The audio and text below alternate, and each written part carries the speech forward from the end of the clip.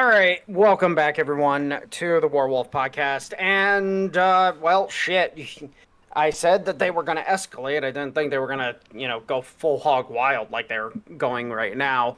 Mind you, this is only the beginning, boys. This is only the beginning. So, agenda tonight. We're gonna open with talking about Antifa and trantifa doing their stupid shit. Then we're going to jump over to some political stuff, whether it's the UK, Europe itself, the US, etc., etc. And then we'll save the UN stuff for the last bit, just because that one was funny. So we'll end it on a funny note for everybody. I also you guys see the fact that Gavin Newsom is trying desperately to rally support, and people are telling him to go fuck himself. Seen that. I've seen the rallying or the trying to rally, but I've not seen the sit down and rotate. Yeah. Spin me right round, baby, right. Okay. Anyways,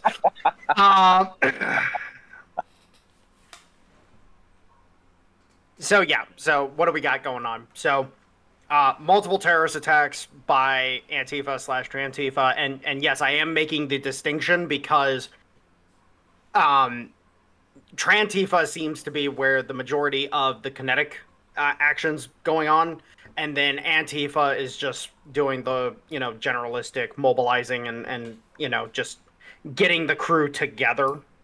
The scut work. Yeah, basically. So what you end up having as a whole right now is we've had multiple shootings targeting ICE over the course of the past week and a half, 2 weeks.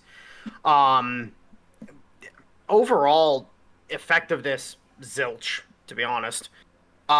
It's actually emboldened ICE quite a bit because now they're just like, oh, you're gonna shoot at us? Oh, please, fucking come have a try. Have you guys noticed a couple of the videos that have been coming out from some of the recent ICE raids? Like within the past, like, mouthy. Huh? Some of the ICE guys are getting mouthy. They're pissed. They're actually speaking without realizing it at first, having to choke their words back.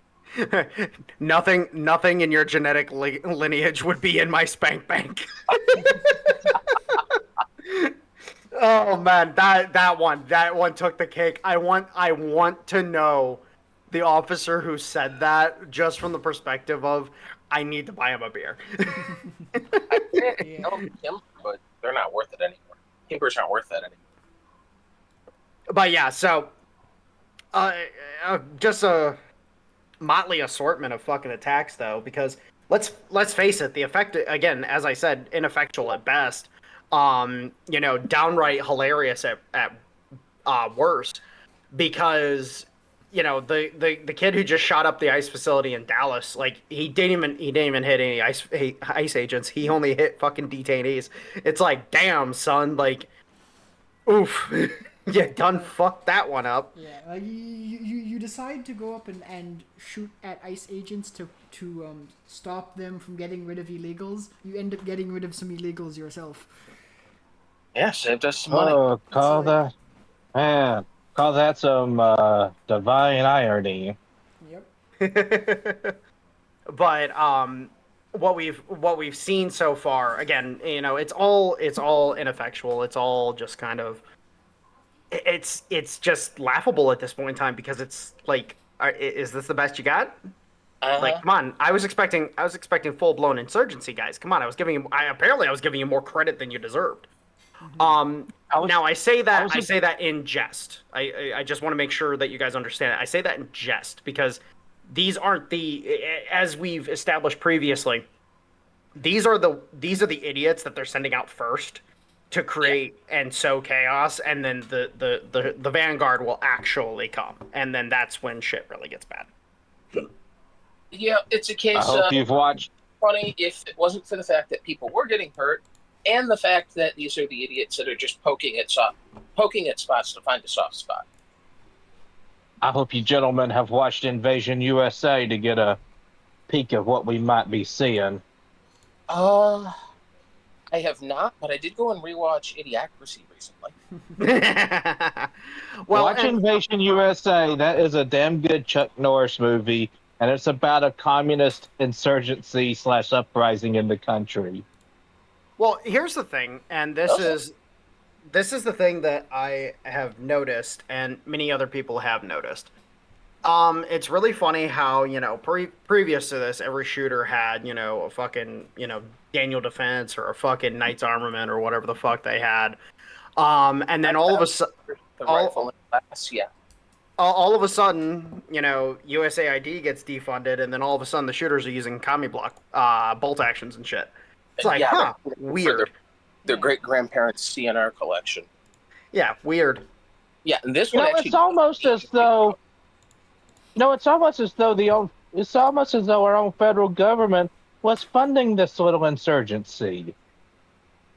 Well, here's Hmm. the thing, and I talked to a couple guys that are in law enforcement that I do know, and a couple of them, like I ran it by them, like, hey, how hard is it to track money if you can find the accounts? And they're like, oh, it's not fucking hard at all.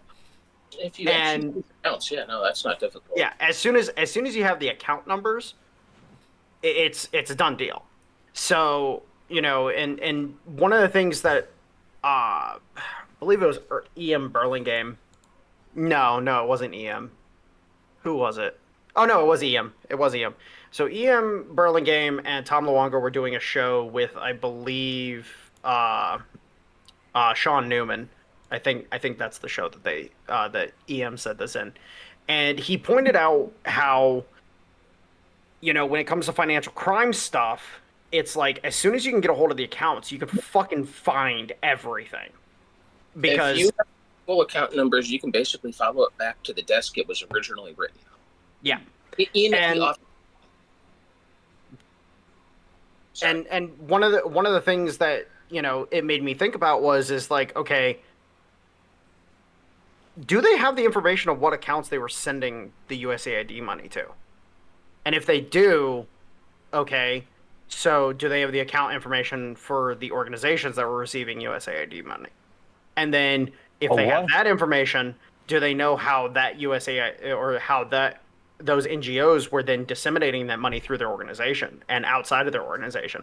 And it really got me thinking, because as more and more shit has been going on, like, for example, hey, guys, real quick, I just got to say it. I told you so. Comey's been indicted. And at this point, man. I happy when I saw that. At this point in time, it's a closed and shut case. Like, they have him dead to rights on this shit. And to all the idiots that were saying nothing ever happens, smurf our balls. Well, they had to do something this week because next week the clock would have run out. Yeah.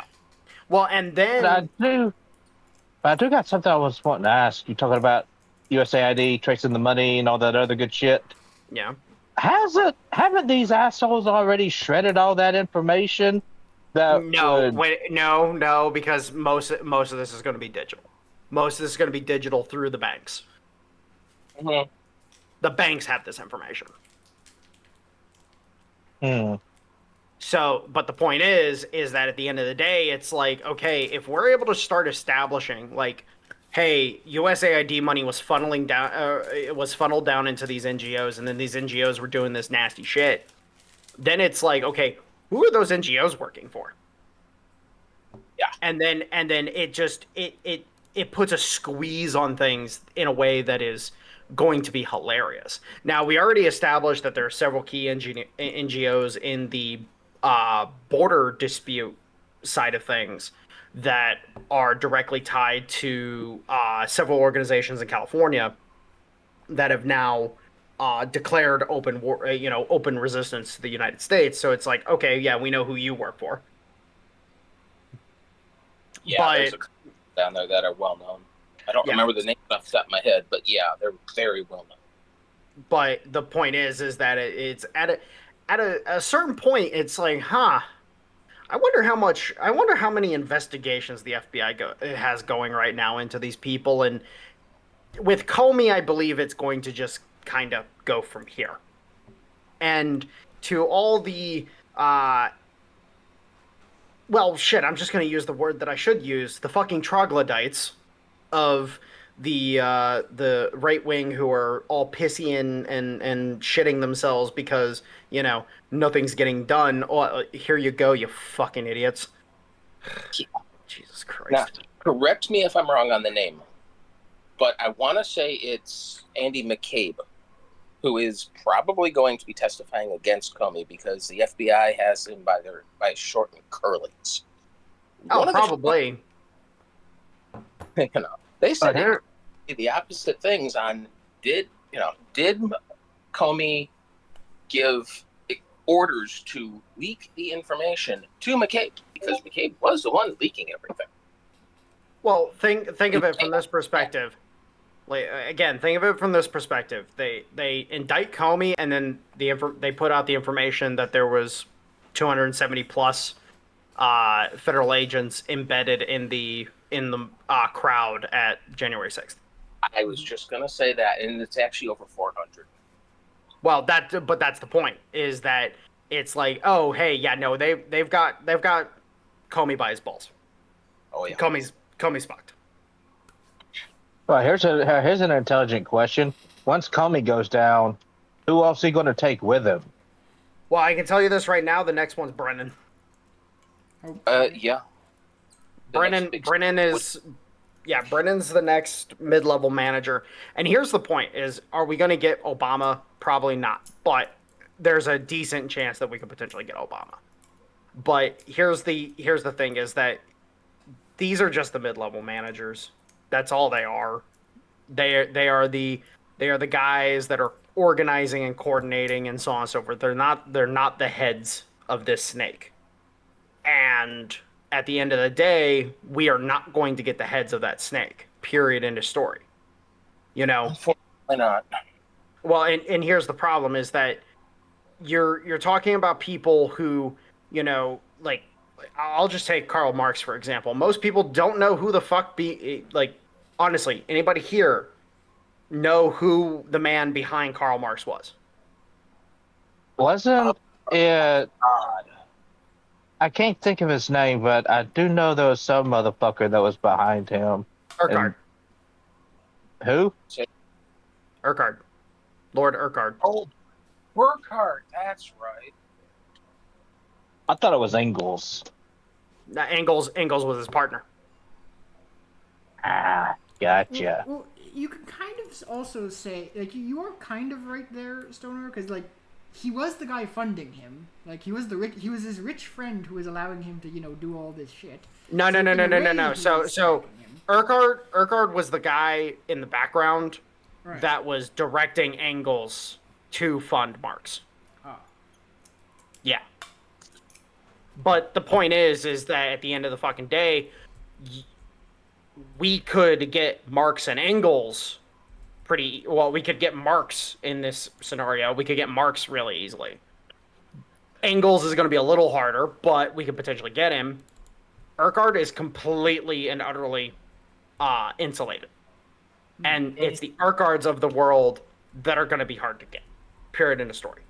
But, at the end of the day... Hard to get, but not impossible.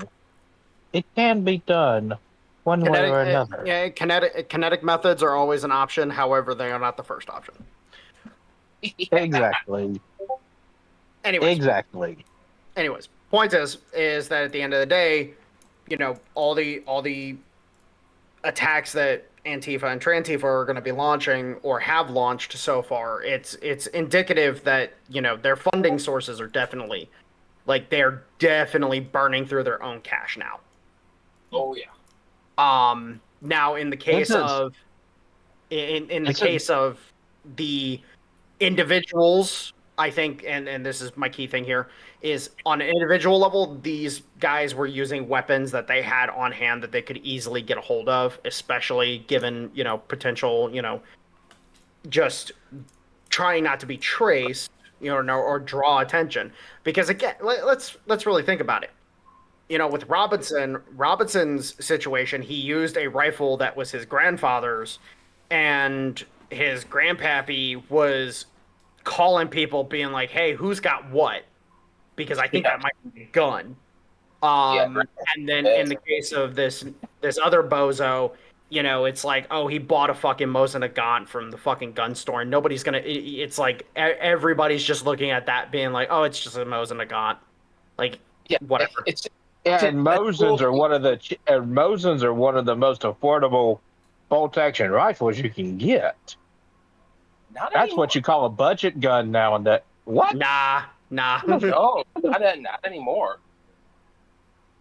I can go down to the local Bass Pro Shop and I can get a decent Remington Axis for $300. Yeah. I thought that was how much the Mosin carbine I bought was worth. Yeah, when did you buy it though? Good 1957. point. But no. Smart ass, I'm not that old. but no, the point is that at the end of the day, it's definitely looking like they're now utilizing personal firearms. They're not using because again, like some of the quote unquote paper trails of some of these shooters have always been suspect. Yeah. Now, unfortunately, and this is the problem, is unfortunately we kind of got into this whole idea like, oh, the feds are giving them these guns, and it's like, I don't think that's the case. I think that these guys were getting guns from organizations that had this idea in their head, and that they would slowly trickle these people out into the zeitgeist every so often, just to try to push the anti-gun narrative. But it's just fallen flat because they didn't realize that, this in reality it had the opposite effect of, now people are like, no, we want more guns, and we want guns in the schools, and we want this, and we want that, and people are now like, hardened against it. It's created the conditions that they exactly didn't want. Yeah. When you say organizations, are you talking about organizations like Armed Queers of Salt Lake City and the John Brown Yes. Gun Club? Well, orgs like that are so they're the militant arm, not the financial arm. So the financial arm is the one giving orders to the militant arm.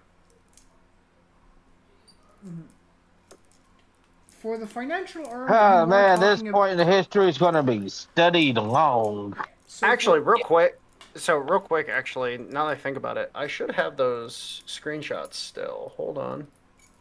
Oh, while you're hunting those down, one of the conversations I'm seeing that's really kicking off online, and in a bunch of places, and some of the places where I was not expecting to see it, including Blue Sky, which shocked the hell out of me, is that people are talking seriously about arming schools or hardening schools with people with actual guns, and not just resource officers. that with a does baton. make sense. I mean, usually But the quickest way to stop someone. Hell, the resource officer at my school was packing a Glock 9mm and a 12-gauge shotgun in his car. Very nice. But then again, I was going to a little rural Alabama county school. Yeah. Okay, so- it is worth noting. I can't think of a single school shooting that came from Alabama, so maybe there's a method to that. Oh, that's where school bombings happen. Yeah, I was about to say, like, I've heard about a couple bombings. But no, here's the thing. And unfortunately, I don't have it. I don't have it immediately available to me. I probably have it in my camera roll on my phone. But here's the thing when it comes to irregular forces in general. So irregular forces tend to have multiple wings that operate in concert with one another. You have a propaganda wing, you have a logistics wing, you have a financial wing, you have a militant wing, and then usually there's a command and control somewhere in the middle of that. And generally speaking, the command and control is as insulated as possible. Like, you insulate it to the point where if you can prevent names from coming out and prevent people from knowing who the leadership is, the better. In the case of the militant wings, generally speaking, they're fully insulated away from the rest of the organization, so they can't give information away if they are either captured or, you know, if a safe house or a supply point is overtaken. It prevents any information from being, you know, leading to the other operations. Propaganda tend to be the guys that are, you know, they're spouting the message, but they're spouting the message in a way that is, you know, as innocuous as possible.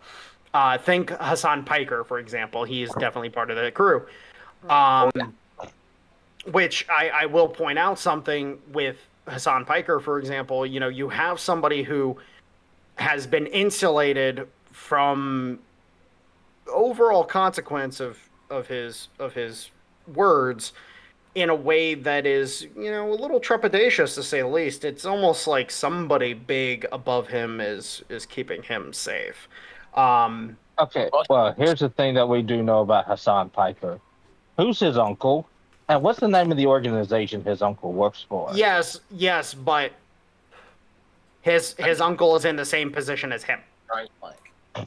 And another thing, Cenk too, Uygur. Oh, that's right.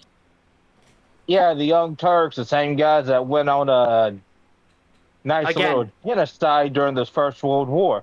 But talking about Hassan, over the last few weeks, Nux and Tectone and a few others have been hammering the shit out of that little asshole.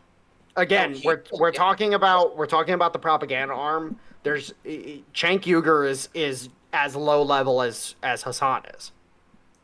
I apologize for I did not know that. Yeah, no. When you're talking about this type of machine, Cenk is as he's in the same echelon basically as Hassan. It's just Cenk does the more traditional media side of things, Hassan does the streamer side of things. So it's a lot. It's same shit, different methodologies. He is radical. Yeah, and so at the end of the day, we're talking about a situation where it's like, okay, who's giving the marching orders to Hassan and Cenk? Now, in the case of Cenk Uygur is going to have to keep his shit airtight as much as possible. There's a reason why there seems to be a disconnect between the two. Even though we know for a fact that there isn't a disconnect, but there seems to be a disconnect because Cenk, operating as he does, has to keep his shit as airtight as possible, because if he doesn't, it opens him up to a lot of shit. Whereas Hassan is just an individual. Yeah, it also opens, or Cenk also opens up a view into the Obama circle. Yes. Which is not an acceptable opening to have. Yeah, and remember, Obama is, again, he's just a mid-level manager. He's not the top dog here. So, you know, at the end of the day, we're, you know, putting all the pieces together, actually identifying who's connected to who, so on and so forth. Again, the militant arm of this is they're going to be as insulated as possible. They're going to be as disconnected from others as possible, as much as possible.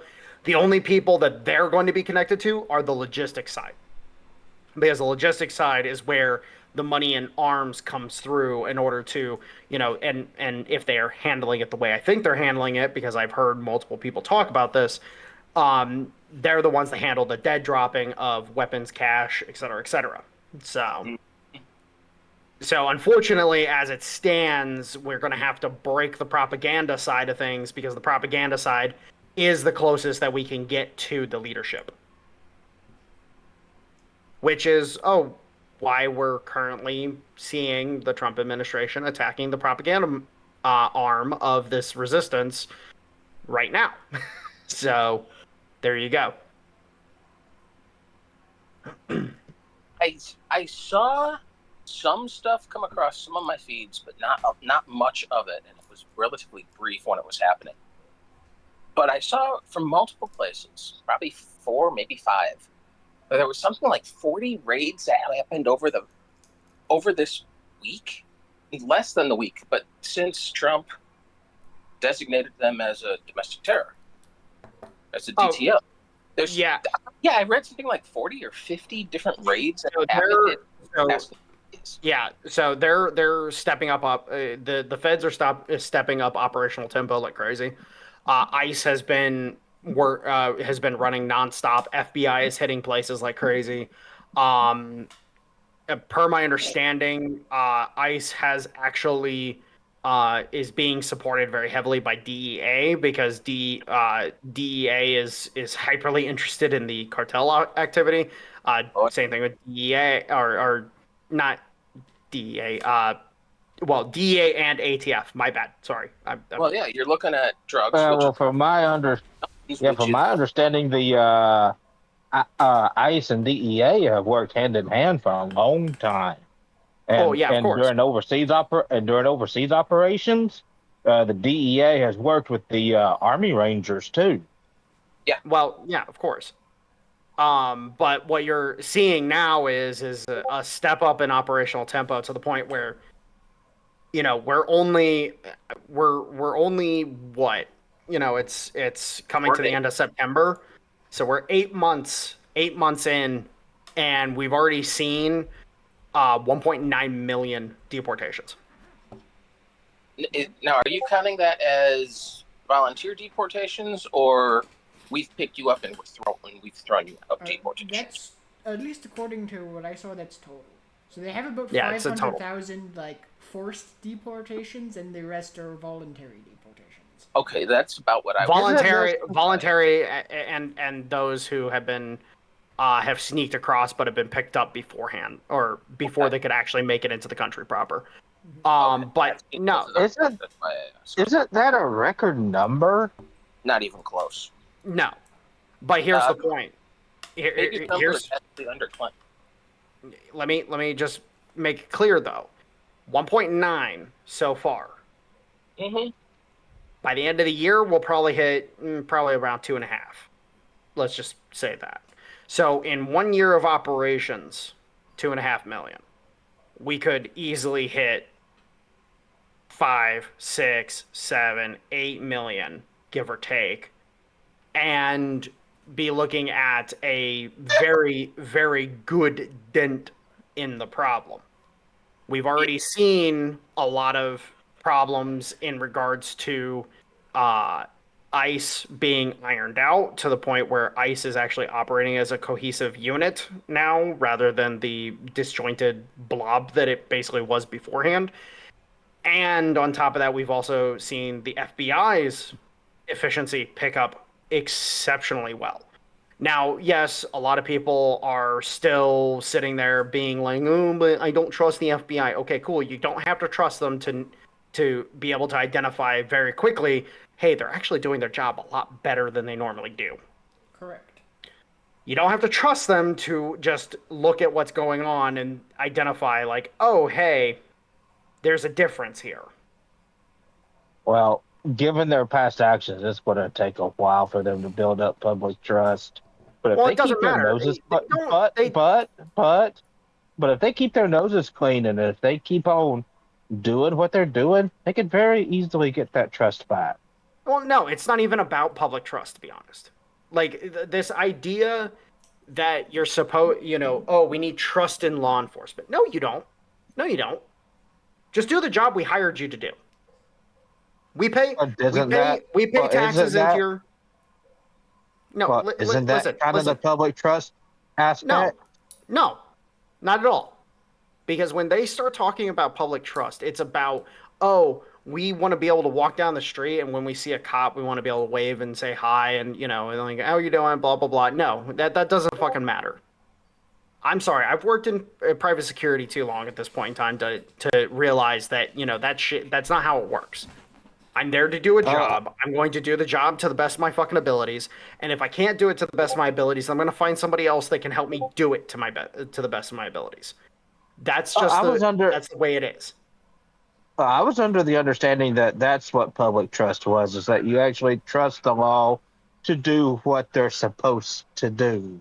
Well, that's the thing though, is that's your definition of public trust. That's the old definition before everything got shook into hell at the turn of the millennium.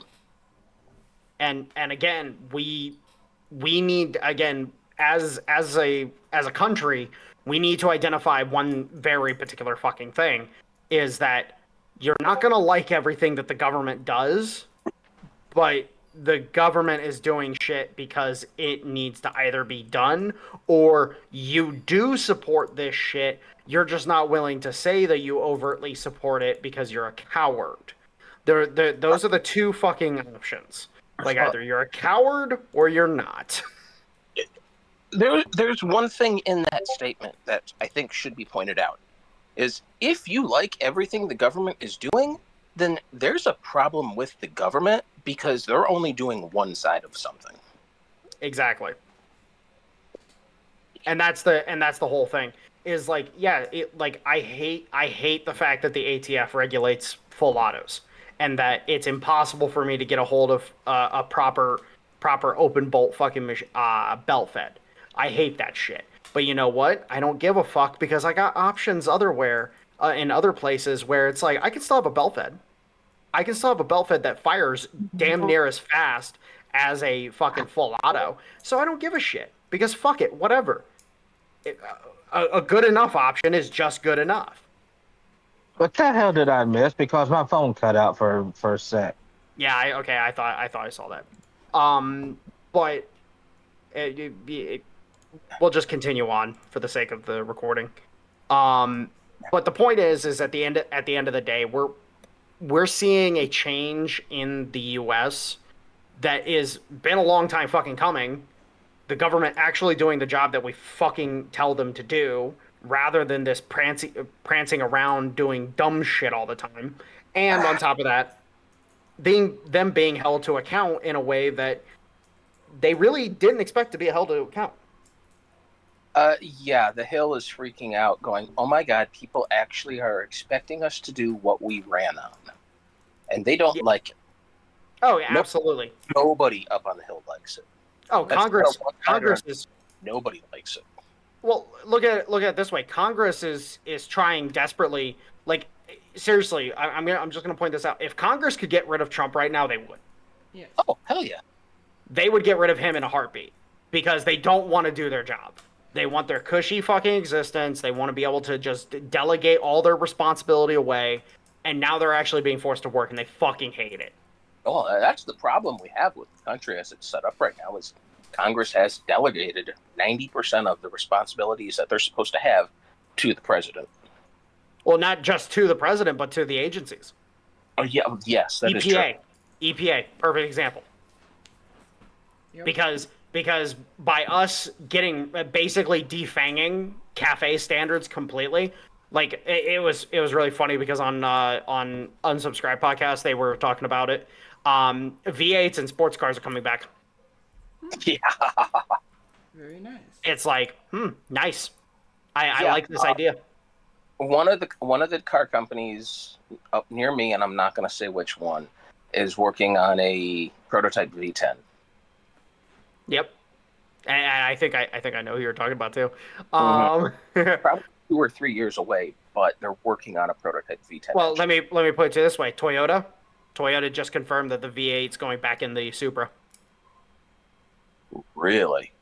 Yep. Well, if I drove, the next run of Supras is going to have V8s. Oh, nice. But that's the point, though, is that Congress is completely... They don't want to fucking work. And so now that they're being forced to work, this is why all of a sudden... Notice the timing of everything. Trump puts Congress under a shit ton of fucking pressure. And then all of a sudden that pressure breaks. They have to approve a shit ton of fucking Trump's appointees. And then all of a sudden shit starts happening very quickly. Yeah, didn't he get like 100 of them passed in one day? It was 49 in one day. It was like 100 within like 36 hours. Okay, that's what I was hearing. Yeah, it wasn't quite a 24-hour period, but it was close enough. It was a ridiculous number in a short period of time. Yes, and since then he's basically gotten all of his appointees through. That's good to hear, because there's thousands that need to go through. Yeah. So it's really just a case of, at this point in time, like we're we're probably by the end of the year going to see the true Trump government take control. And at this juncture, like there's nothing they can do. That's why they're activating the militants, because they need something. And you know, No, go- California trying to split off is exactly what they need. yeah. No. Ironically, it might work. It's probably going to end up working better for the conservative side of the center. Not so much the right side, but the conservative side of the center.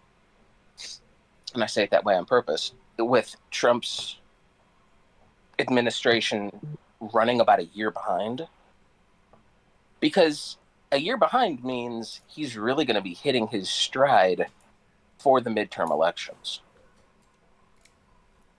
where usually a Trump's second presidency, well, technically yes, but usually a president's second term is what I meant to say. During the midterms, their support base collapses, where this time it might not. Oh, I don't. You see, here's the fun part, and here's the thing that Scott Presler put out that video talking about how, if we're not on top of it, we're gonna lose the midterm, and I'm like, yeah, of course, that's just how it fucking works, but you also see what the fuck is going on right now. People are losing their fucking shit. People are freaking the fuck out because these motherfuckers are being allowed to do whatever the fuck they want, and people want it to end.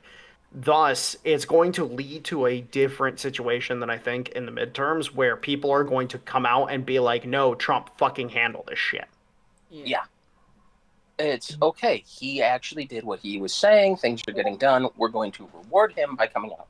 Yeah, and not. Oh, go ahead, Dale. Sorry. Like, generally speaking, the party in power loses the midterms because, like, when they win, they get kind of pacified, and then, the other side gets furious, and, they turn out at a far higher rate. But one of the, I'd say fortunate side effects of, I would say, the whole Charlie Kirk assassination is I'm pretty sure it has now guaranteed sky-high Republican turnout in the midterms. Absolutely. Well, and that's the thing. I want to point this out real quick, and Will, you can go right after me. One of the things that people didn't identify very quickly, and people are starting to identify it now, is regular people are freaking out. Again, I'm going to point it out. When my grandmother asks my girlfriend who the fuck Charlie Kirk is, that's a problem for the Democrats. Yes. Yeah. When a 12-year-old comes home from school and all but screams, "I hate Charlie Kirk," when the 12-year-old didn't even know who Charlie Kirk was the day before, that's a problem. Mm-hmm. Indeed. But that's the thing, is at the end of the day, we're talking about a very, very, very different situation than what is normal. And frankly speaking, I think we've been seeing an abnormal situation for the past like 6 years. Mm-hmm. You look at the overall situation. For example, during Biden's presidency, well, he didn't have Congress at his beck and call, to be completely frank, because if he did, he would have had, everything under the sun. Or, well, I say Biden, I really mean Anthony Blinken, Tony Sullivan, and Victoria Nuland, but you get what I mean. When you say Biden, you really just mean There's a reason. The auto pen. Yeah. There's a reason why his presidential portrait is that of an auto pen. Yeah. Oh, you saw that video? That video was fucking hilarious, by the way. Yes, I saw that video. For those unaware who may be listening, there was a video Trump put out that showed a camera panning across all the various portraits of the presidents, and then it gets to Trump, and then it pans past Trump to a picture of an auto pen instead of Biden, and then back to Trump. Yeah. But I do have something that I do want to ask. You were saying earlier how the people are going to be so fucking pissed off and angry and upset and possibly even scared that they're going to beg Trump to do something. Is this going to be our Franco moment? No. If nothing is done, yes. If things are done, no. That's fair. I disagree with that sentiment because here's the difference: the military's home. Fair. I was gonna say no. Spanish Civil War. The military. Hello. Yeah. I can hear everybody. Same here. Yeah. Okay. I'm guessing. Yeah. The problem with the Spanish. What about the military? You guys are breaking up. Okay. So Discord's apparently having problems on side. But the thing with the Spanish Civil War, one of the things that a lot of people miss when they're talking about it, is that the military was not home. They weren't? The military was in Morocco at the time. That's why it took so long for Franco to get back into Spain because of some interference from other nations. And by the time he got back into Spain, that's why the Civil War had gotten as bad as it did. Because had Franco been able to get back into Spain sooner, he would have been able to. And that's the whole thing, is that as soon as he got into Spain, the Civil War turned in his favor. Because the military was at his back. Whereas here in the U.S., you have a much, much different situation. The military's home. We're in peacetime. And our military is home, but how many of our military members are actually going to side with the Constitution, and how many are going to go over to the Antifa side?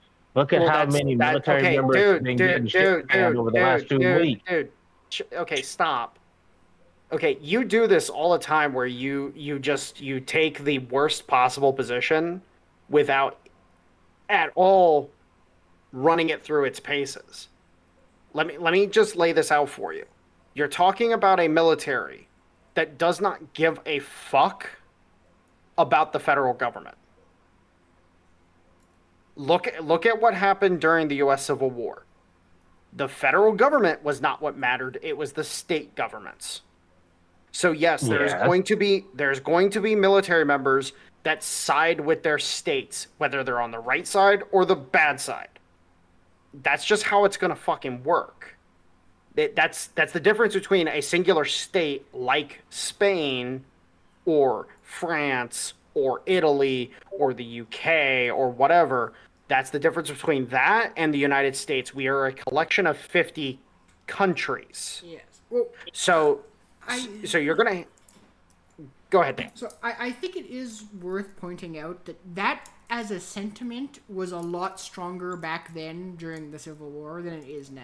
Whereas now I think a lot more people view themselves just more as American rather than, I don't know, whatever state they're from. Whereas I disagree. You sure? I disagree. I would actually go a step further than that. Is a lot of people consider themselves something hyphenated Americans. Well, so there's even less connection. Okay, so you're only right in terms of certain ethnic groups. Like, for example, African Americans. There's a reason why I do the difference between African American and Black Americans. Yes. Because Black Americans are actually grounded. They're actually attached to the place they come from. African Americans, not so much. But here's the point, is that at the end of the day, no, the sentiment of states is still there. There's going to be some guys, and it depends on what branch you're talking about. The Navy, for example, they're United States through and through. Oh, by the way, that's what happened during the U.S. Civil War as well. Almost the entirety of the Navy sided with the Union. Yeah. And then, so that same situation is more than likely going to be at play here. And then on top of that, you have to think about it from the perspective of how our military is structured. Remember, the reserve is not the combat arm of the reserve. The National Guard is, if we're speaking from the Army. Guardsmen come from their individual states. They don't come from across the board. Each unit is from a different state. So if you got one brigade coming out of fucking out of Ohio and you got another brigade coming out of Kentucky, which place are they most likely going to be loyal to? Yep.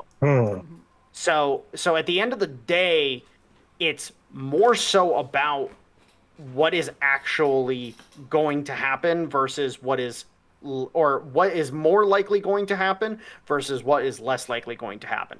A mass defection of the military, not very likely. Are you going to have some elements that do side with their individual states? Abso-fucking-lutely. But I've always said that.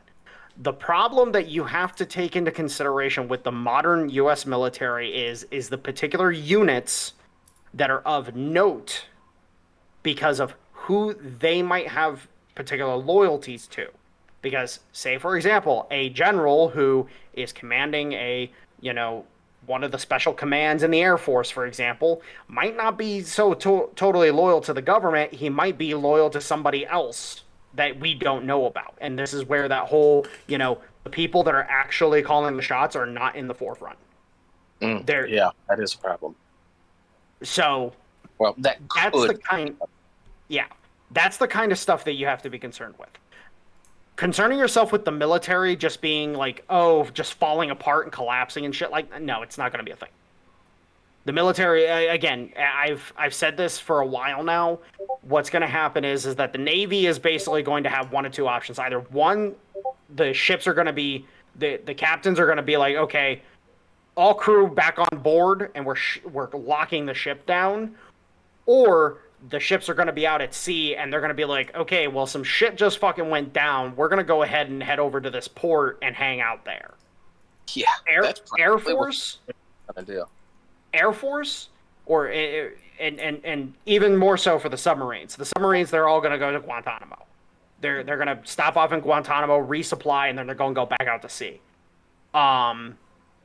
The Air Force is the one that's going to get locked down the hardest, because it's like, no, we can't have people flying planes and fucking doing shit. The Army. Real quick, with the Air Force, is another part of it is their supply lines. They won't last very long no matter what happens. Well, yeah. Because of just maintenance issues. Yeah, absolutely. But the point is at the end of the day, the Army and the Marine Corps is... We've already seen where the Marine Corps loyalty lies. The Marine Corps was really happy to get that mission. L.A., bashing heads. Yeah, the Marine Corps is on our side. Absolutely. The Army... Country boys and leathernecks and redheads. They're all the same thing. Yeah. And that's why I add leathernecks, which are Marines, into rednecks and country boys. Yeah. But then with the Army, again, the Army is literally going to be down to where's the unit from. If the unit's from a state that is a problem, then there might be some problems with that unit. But if it's from a state that's not going to be a problem, then that unit's most likely not going to be a problem. So get this idea that the military is, going to do a bunch of dirty ass things that are going to, they're going to try to genocide the country and shit like that. Get that out of your head. What actually matters is analyzing what particular units are doing what. Mm-hmm. That's what matters. It won't be one giant clump. It's going to become very tribal. Yes, very.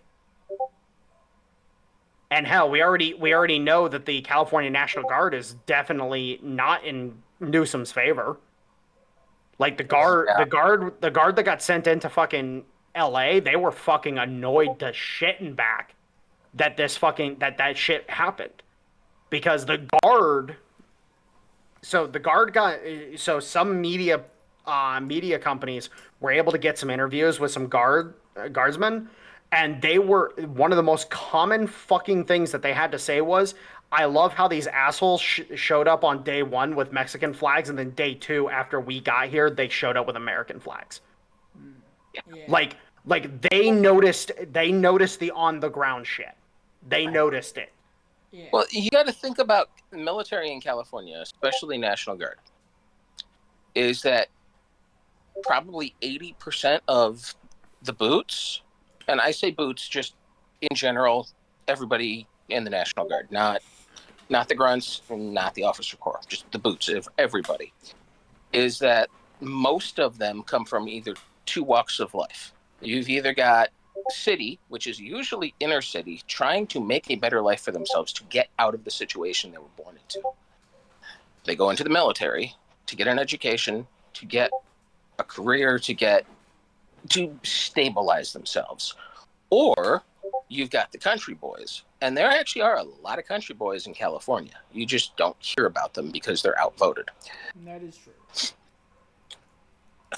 So that's why you saw in a lot of the places that they showed up in the news, no, we don't want this.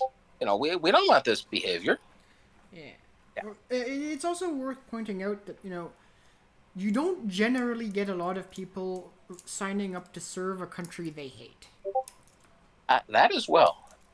Until you get into the higher levels of the officer corps that come out of college. If the officer corps, and then that's it's just career.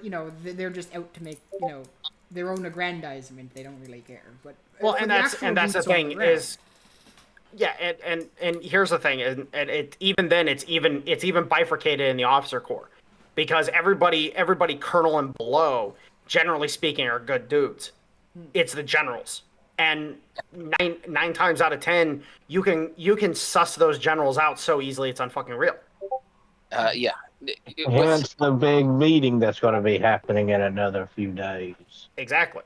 Yeah. Which Yeah. rank If you is colonel colonel again? no, go ahead. Which rank is colonel again? That's full bird. That would be what? Would that be 06, 07? Hold on. I'm counting. Let's see. 05. Second lieutenant, first lieutenant, captain, major, 06. lieutenant colonel, 06. Oh, it's 06. Yeah, it's 06. Yeah. But Sorry, yeah, I forgot about majors for a second. yeah, it's once the rank you, where all careers go to die. Yeah, And that's why my retarded ass is here. But no, the thing is that at the end of the day, like, and we have seen this situation play out because, for example, the lieutenant generals who are trying to make their way into major general are talking their shit, being idiots, so on and so forth, and generally speaking are being told to go fuck themselves. The brigadier generals, they're either new guys or they're guys that are, there's a lot of brigadier generals in the infantry, for example, who are like, nah, fuck you. I like working for a living. Once you get that second star, you become a politician. If you're going to go any higher. Yeah. Here's Absolutely. a nice little thing on how to remember how the generals go. Be my little general. Yep. What is that? Brigadier general, lieutenant general, major general, general. No, it's brigadier, major, lieutenant, and then 4-star. But the point is that, across the board, as these attacks escalate, the military has already been brought to heel. That's what's scaring the shit out of the West Coast right now, is that the military has already been brought to heel. The military wants to bash their heads in, and on top of that, they have secessionist movements inside their own states already. Yeah. Right. Eastern California wants to split from Western California. Oh, by the way, if Eastern California leaves, that takes away a lot of the water going into West California. Yep. I wonder why they don't want that happening. Same with Oregon as well. You got Oregon. Oregon. Go ahead. And then of course you have the counties in fucking Washington that are wanting to split. Yeah, and they're the loudest. They're the ones that it's likely going to happen if it happens. Yeah, there are even a bunch of counties in the I think it's the western part of Virginia that want to join with West Virginia now because they're sick of Yep. the people, the swamp. Yeah, people moving in from DC. Yeah. Yep. And you get some of that in Pennsylvania as well. But no, the point is that at the end of the day, they're going to continue escalating this shit, and it's not going to go the way they think it's going to go. Is it going to be a year of suck when it finally does blow? Yes, absolutely. But it's not going to be biblical. It's going to be, okay, yeah, you tried this. Congratulations, we're arresting all of you. Yep. I don't even think it's going to turn into the IRA troubles. I mean, yeah, we'll probably get a year or two of it, but not to the same extent and not nearly for as long. I mean, they had it for the better part of 30 years up there. We're going to have it for a year, maybe two.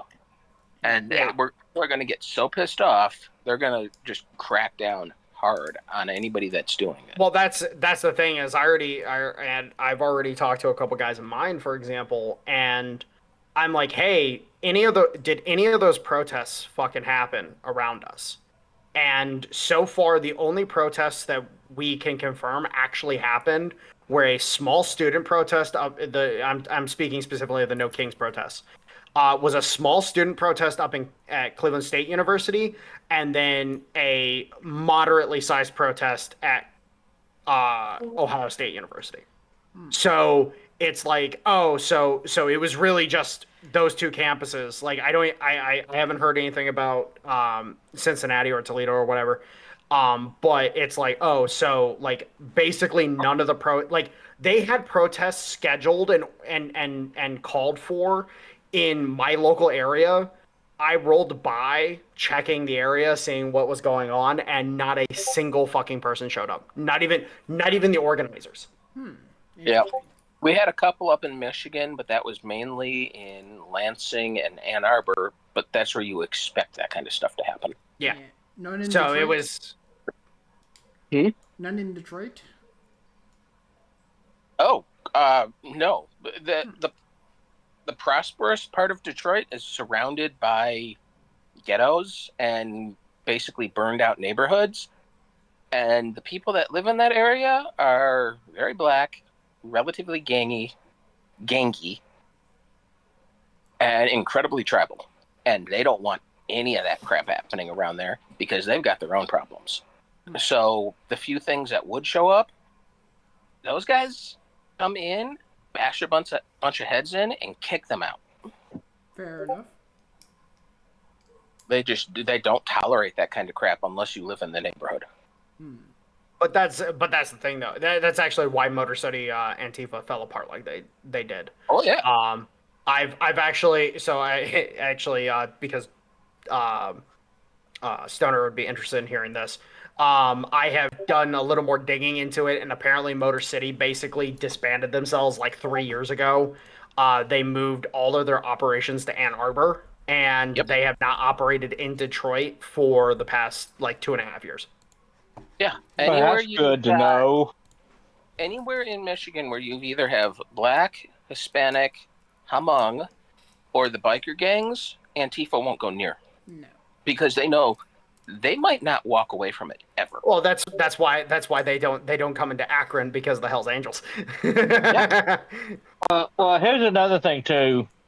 What the fuck are we going to do with all these retarded liberal college kids?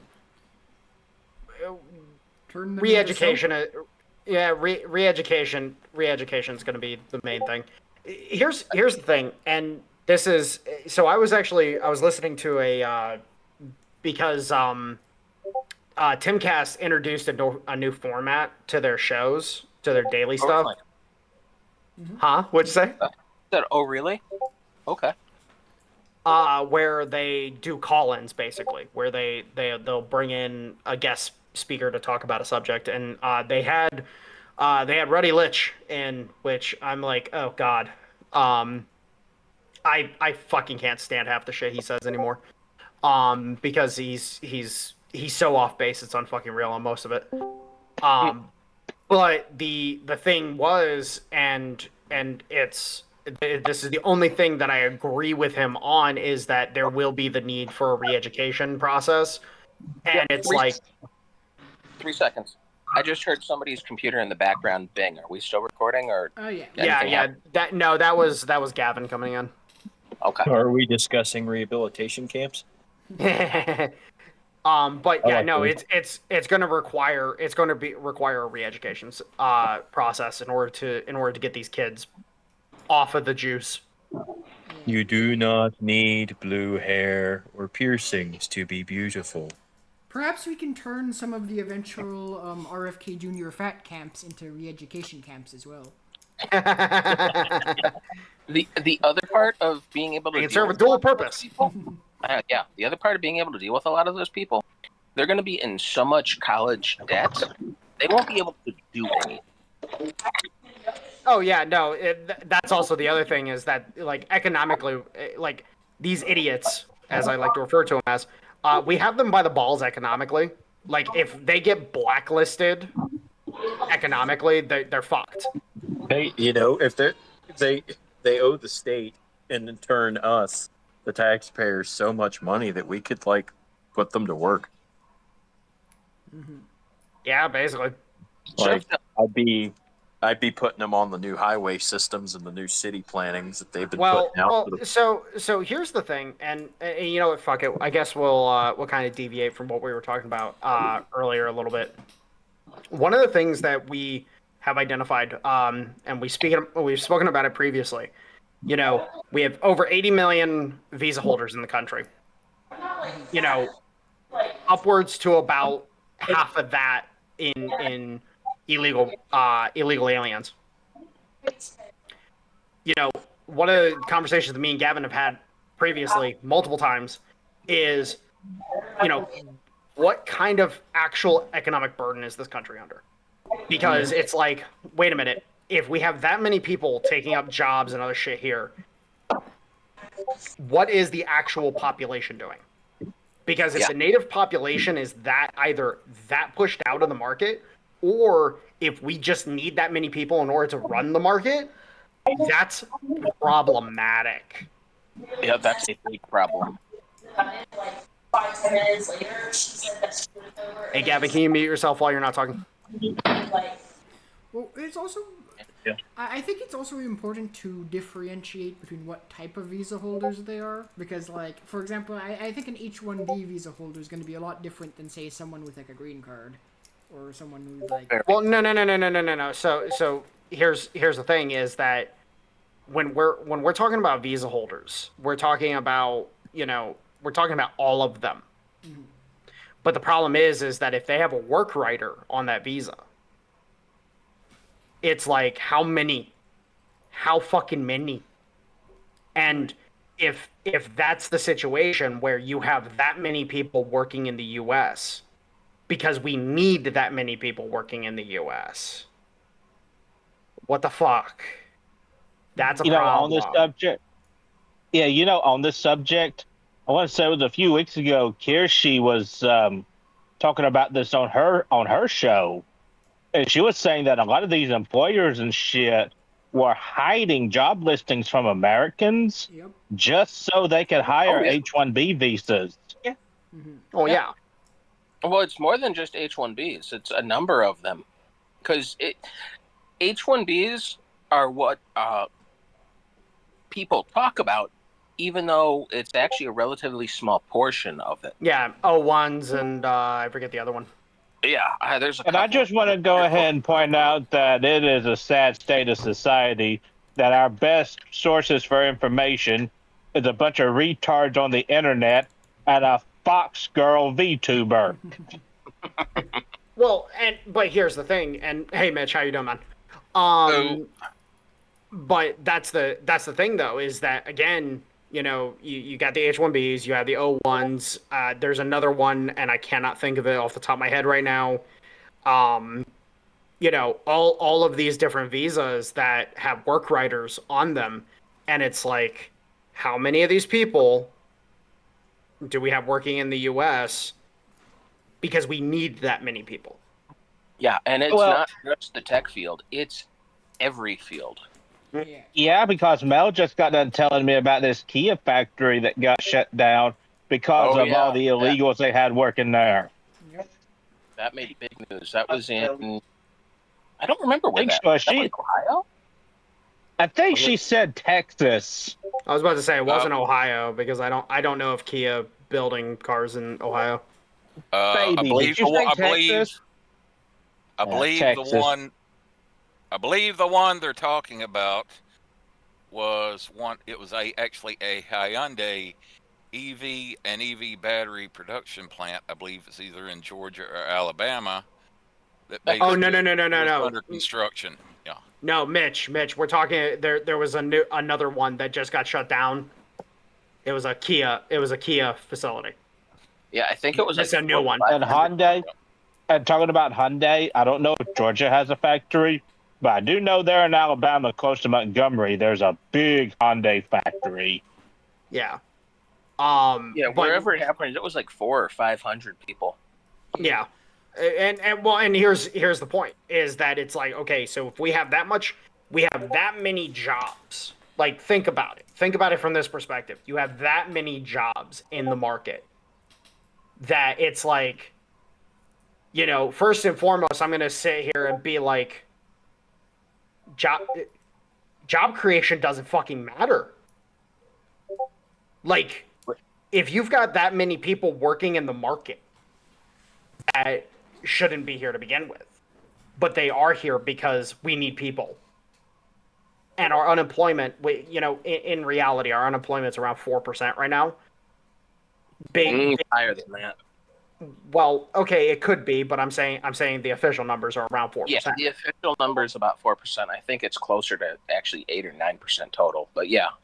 Well, and that's the thing is that we can only really go off the official numbers. Yeah, well, I think it's also worth noting the unemployment rate is kind of a bullshit statistic. What you really want to look at is the labor force participation rate.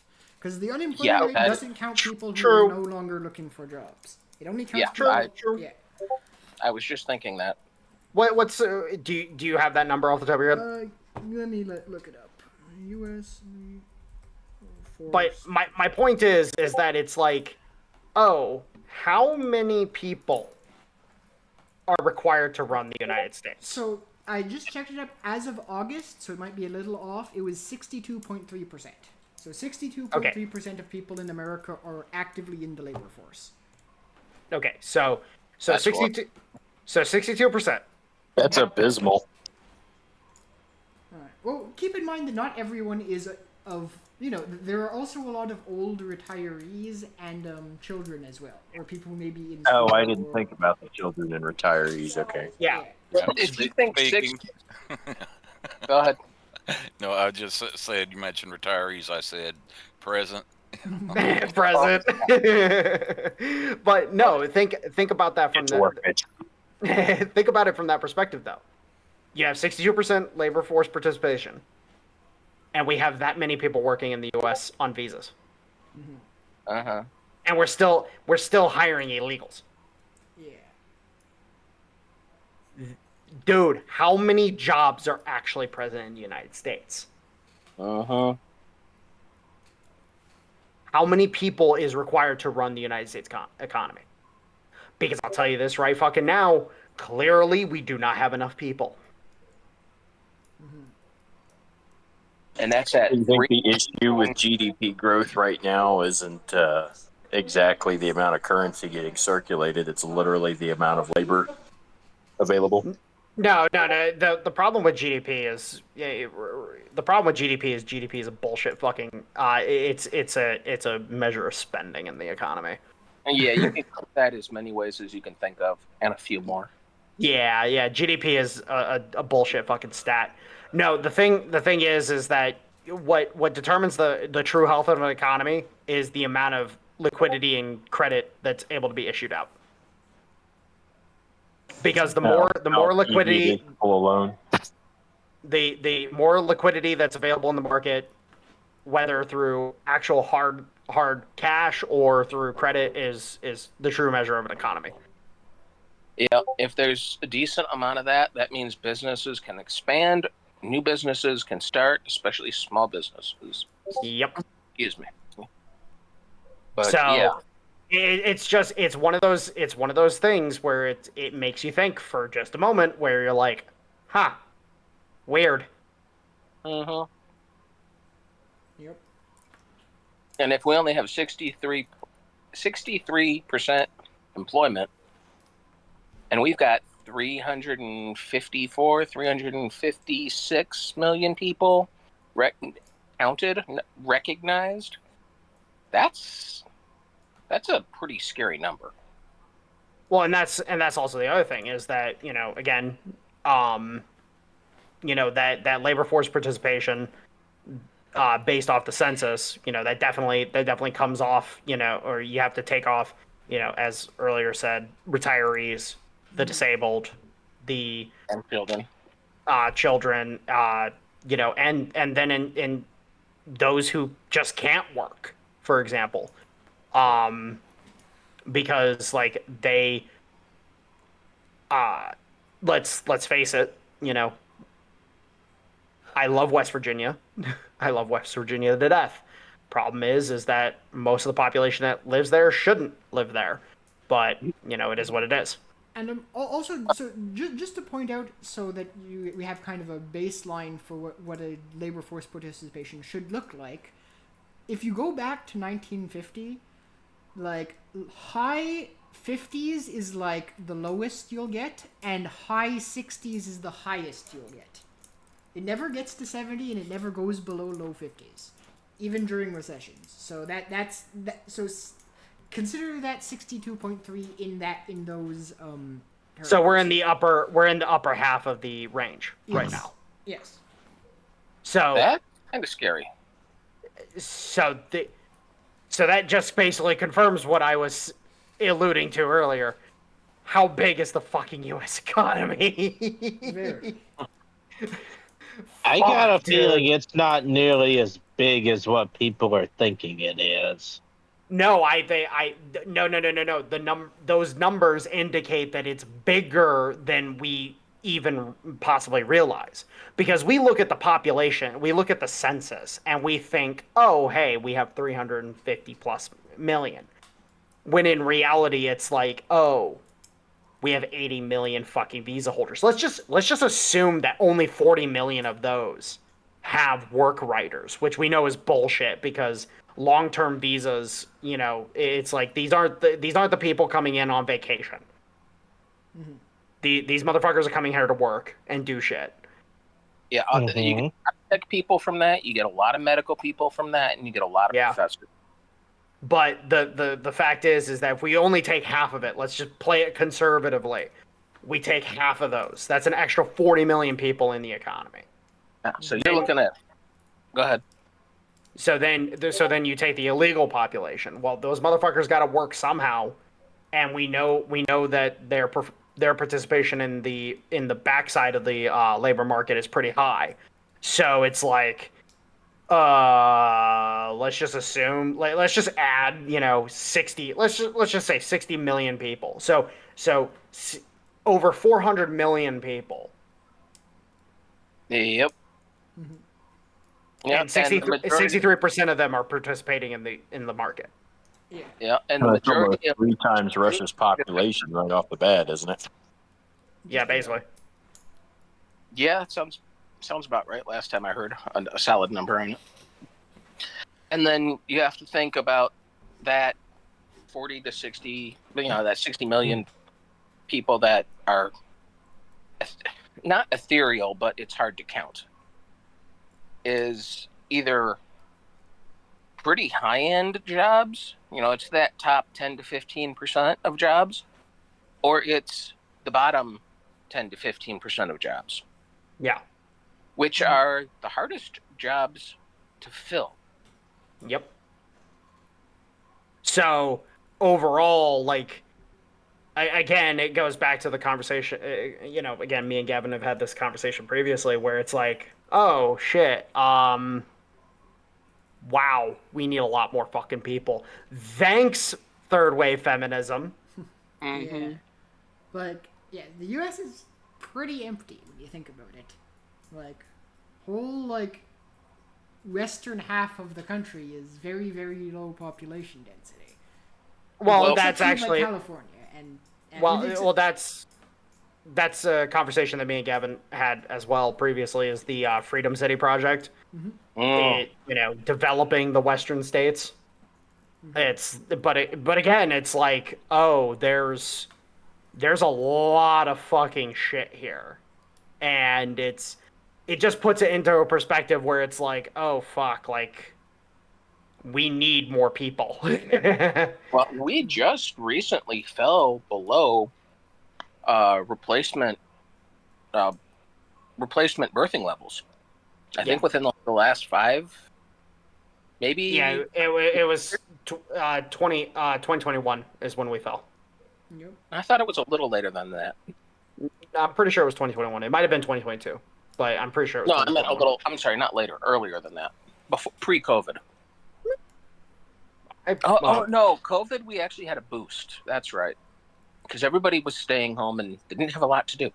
I wonder what happened. But yeah, so we're really in a tight spot with that happening. Indeed. And then if you look at a heat map of where that's happening, yikes. Because the further you get away from a city, unless you're in certain religious groups or certain religious minority groups, it's where are the kids? They're nowhere to be found. Unless you look at other... Unless you're talking about... They're under my floorboards right now. They're under...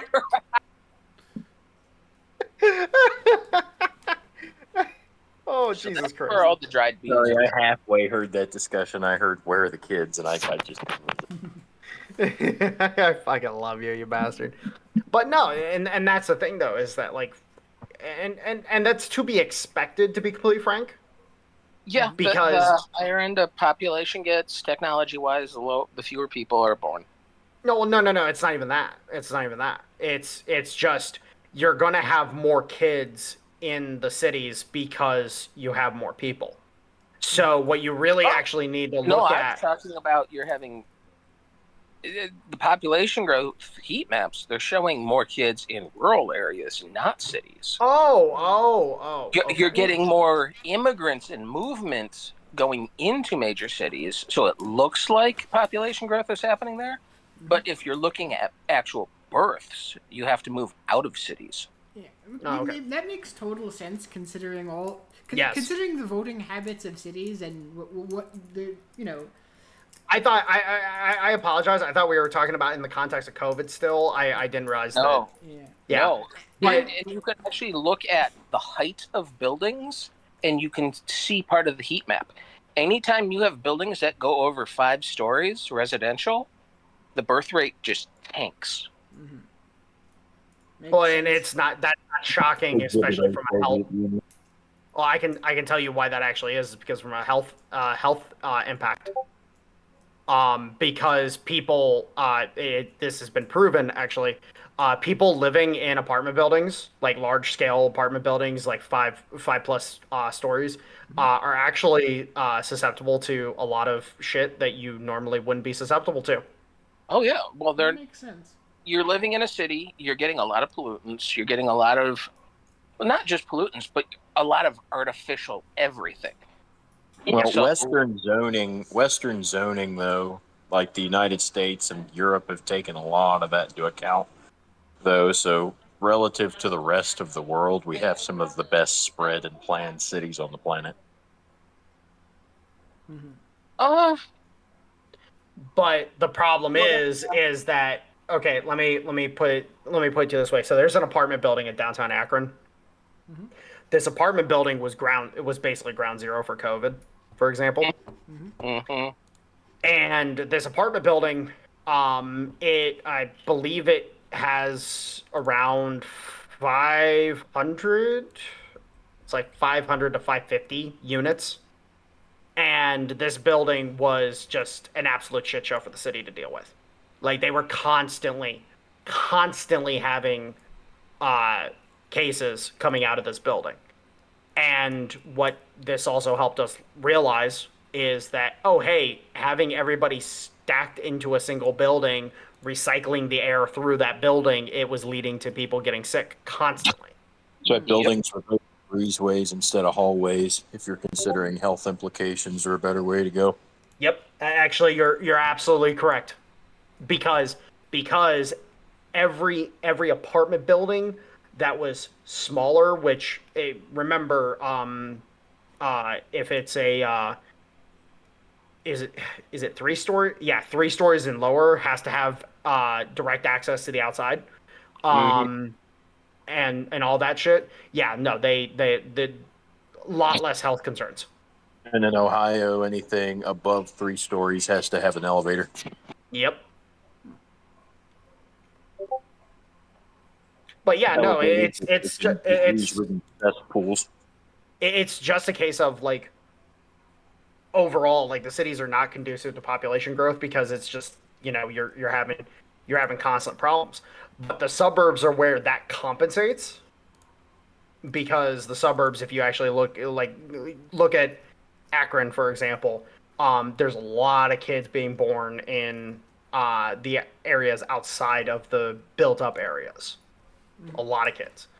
But, you know, it's a difference, you know, that's minute when you're talking about the overall implications. Yeah. Unfortunately. And you also have to consider that the people in the cities generally are much more supportive of the idea that it's a good thing to kill your children before they're born. So Yes and no, because okay, so here's the thing: is like the pro-abortion movement in like I'll just use Akron because I know Akron pretty well. There was this whole thing about a Planned Parenthood facility being built in Goodyear Heights. People abjectly refused to allow it to be built. Like there was this whole clinic that they were supposed to put in Goodyear Heights, and they got told, "Go fuck yourself" by the people. The abortion movement is very, very regional. Yes, it is. Like Tulsa wasn't that bad for being a metropolitan area for that kind of stuff. Akron reminds me an awful lot demographically of Tulsa, where the biggest issue culturally is gang violence. Yep. It's not necessarily far left. I'll point this out.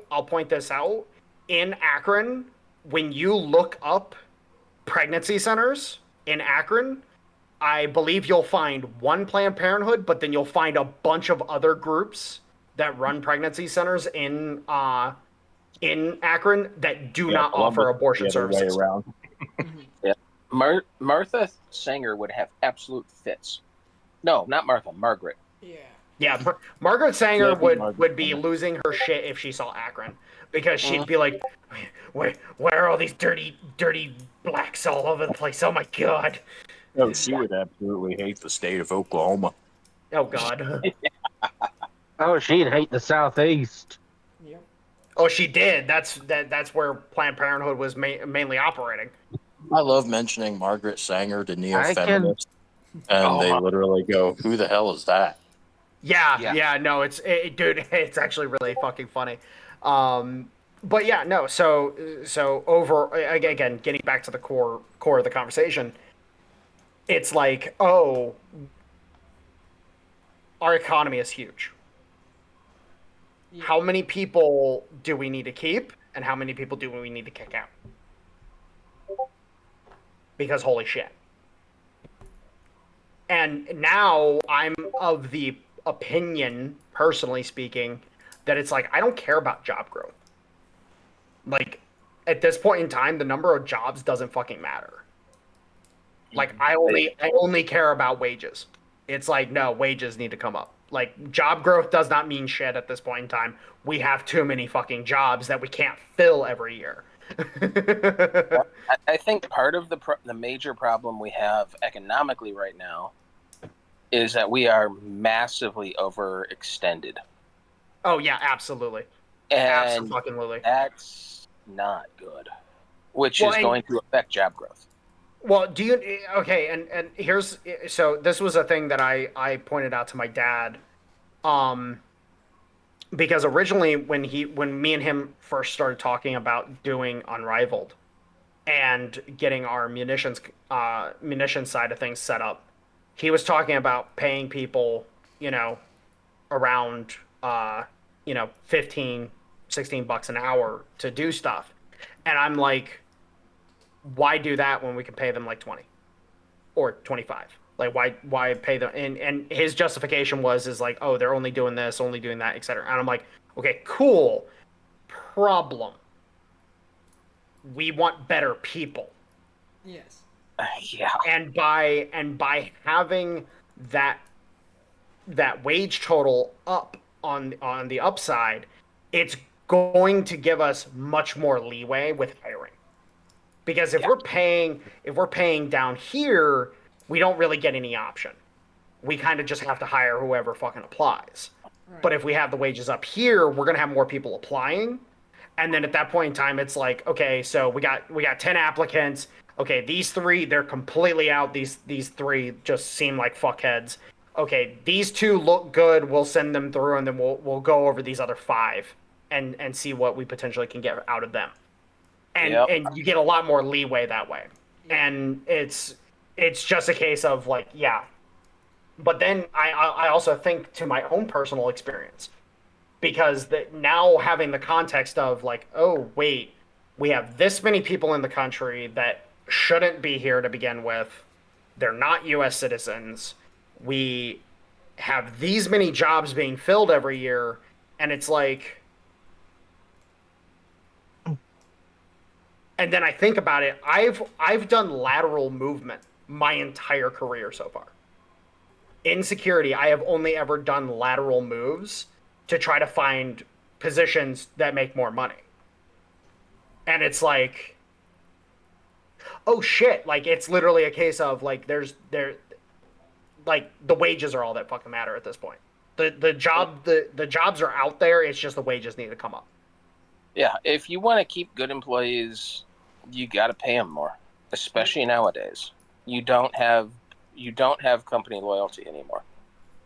Well, because people can't afford to work for company loyalty anymore. I guess you are. Company loyalty.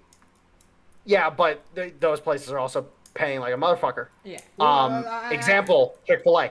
Yeah, exactly. Or In-N-Out Burger, which I believe if you can get to manager level, which isn't that high for a fast food chain, you make 6 figures. Which is it depends on where you're at. But yeah. So I can actually speak to Chick-fil-A really easily because I've actually done quite a bit of research into them. Working a contract with them was illuminating. Mm-hmm. One of the things that I found is they're people that work in the stores. The red shirts, as I'll call them for now. Mm-hmm. So the red shirts are making anywhere from 20 to 25 an hour, which overall for the guys just doing the shit that needs to be done in the store, that's not too bad. Red shirts like the expendable Star Trek guys. then you have the advanced red shirts, which are usually the supervisors and the leads, or they call them leads at Chick-fil-A. So you have the leads, which make above 25. Usually it ranges, but they make above 25. And then you have the operator, which then the operator is also the store manager. And the operators are routinely based on the performance of their store, because remember, they don't do franchising at Chick-fil-A. So it is all performance based. The better your store does, the more money as an operator you make. And so those motherfuckers, like, you want to talk 6 figures, let's talk like 250, bare minimum, if you have a decently performing store. Hey, guys, give me a second. I need to go grab a drink, and Poe needs me real quick, so I'll be right back. No worries. All right, then. Oh, Lord Z. Let me drop a side note in here. while Mike is out. So I guess Netanyahu just got a foot up the ass today. You did? What happened? Trump basically told him he's not annexing Gaza. Oh, wow. One, and I guess Microsoft just terminated a bunch of their military tech contracts because they uncovered an entire civilian surveillance apparatus, and so they violated their terms of service and they In cut them Israel, color me surprised. Well, who here remembers? It's about a month or so ago that one Israeli government asshole, I think he was doing like some sort of computer tech / surveillance, got swept up in a pedophile sting in Nevada. Yep. Oh yeah, there was that guy. And he fled back. Well, to I Israel. only Security. He was. Yep, and he fled the country and has not been served justice. Did you know that Israel actually has quite the history of people fleeing, Jewish people fleeing to Israel after being caught doing pedo shit and them letting them in? yes. They have a history of letting Jewish people come hide there for just about anything. Mm-hmm. Yeah. Here a long time ago, Unsolved Mysteries did an episode on where a Jewish man was running a Ponzi scheme up into the millions of dollars, and when he was almost caught, he fled to Israel. Yeah, I just Our figured I'd greatest drop ally, that ladies and gentlemen. I just figured I'd drop that in there to Yeah. let everybody know that I don't think Trump is exactly a dick rider. Mm-hmm. I think Israel is an asset, not a best friend anymore. It's been that Which way. is how it should be. Yeah. I Well, don't mind them serving as a proxy state because, I mean, frankly, we need those over there right now. But Well, the closer we get,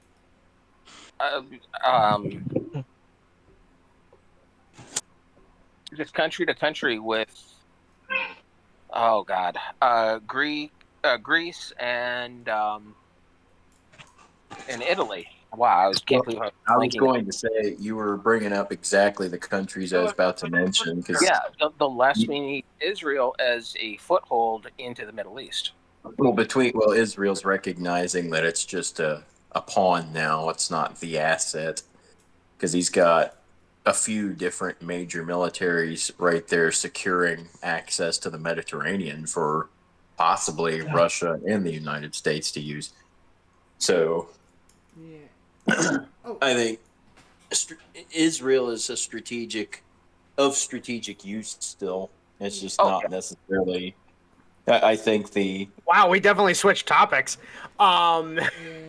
Oh, I just figured I'd drop a footnote while you was going in there about. No, you're all good. You're all good. In the ass that Netanyahu got today. Okay. Well, just side note there. Put a thing over in chat that may be of interest to everyone, depending on where you live, like the projected track of what might be the first hurricane to hit the East Coast this year. All right, good to know. So long as it's not how Helene was, we should be fine. Fingers crossed. Interesting. Yeah, fingers crossed indeed. No, Mike, I was just telling them that Trump told Netanyahu that he's not going to be allowed to annex Gaza. Mm-hmm. And he's pretty pissed off about that. Yeah, and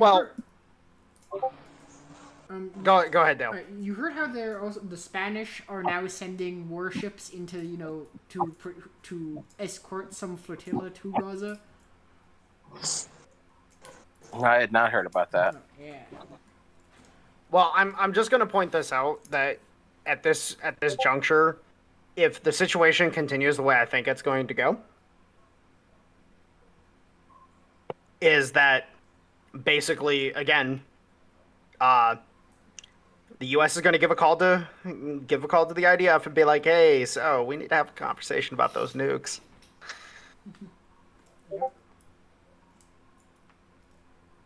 Could be. Well, I Well, was let just me just telling put it them, this way. Let's just put it this way. Israel is going to be one of our biggest pain in the asses to deal with.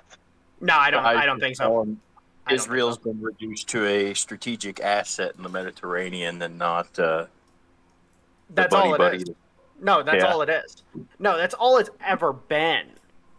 Listen, and I love the Israelis that I appreciate greatly. The rest of you, I don't know you enough to give a fuck. I'm sorry, but the Israelis that I know and love, I've told them before. It's like you guys were pawns to begin with. You're pawns now. Like you either have to forge your own fucking destiny or fucking just get with the program. Like there's no two ways about it. Like you have to do one or the other. Yeah. Well, I think morality takes a whole different level of. It changes when it comes to the geopolitical stage. There is no morality when it comes to geopolitics. Yeah, geopolitics are amoral. Yep. It's a matter of who you side with to guarantee survival. And at the end of the day, here's the thing: is that at the end of the day, it's just a matter of keeping Israel out of the hands of the Brits. That's all that matters. Yeah. All that fucking matters. Yeah, I've been trying to explain to some of the younger guys that play video games with my brothers that they've been trying to get into this Nick Fuentes guy. Oh, I'm like, God. yeah, dude, Show- he took the golden goose opportunity to start spreading his bullshit after Charlie died. Show Yeah. Well, of course. show them the video of him going on the date with the cat boy. Should dissuade That'll work. Yeah, the Groypers came out of the woodwork after that. Yeah. Because Charlie made a mention of turning down a big piece of money from the Israeli government. Allegedly, they ran on that like crazy. It's like that doesn't automatically mean causation, guys. He just told them no.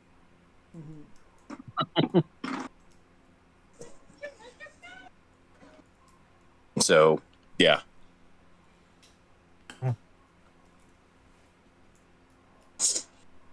Yeah, because the same people on the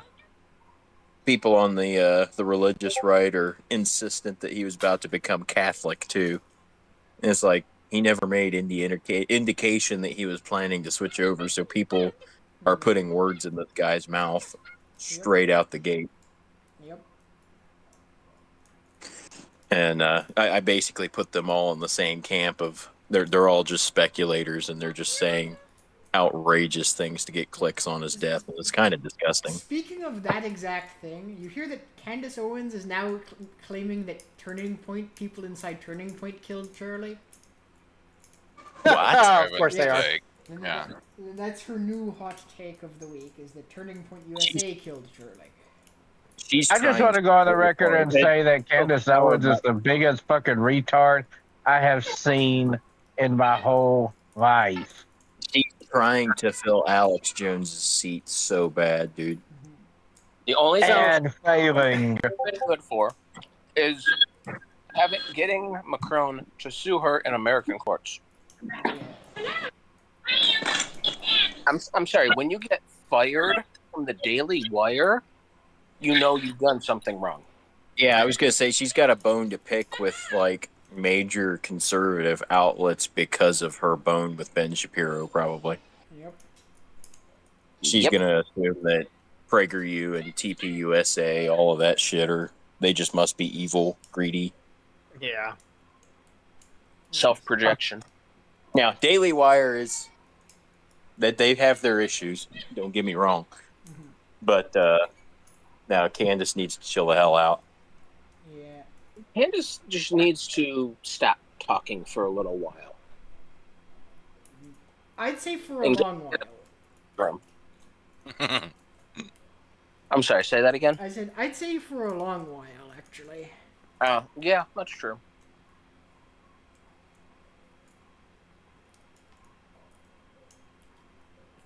So, back to the topic we were at before you had to leave, Mike. Yeah.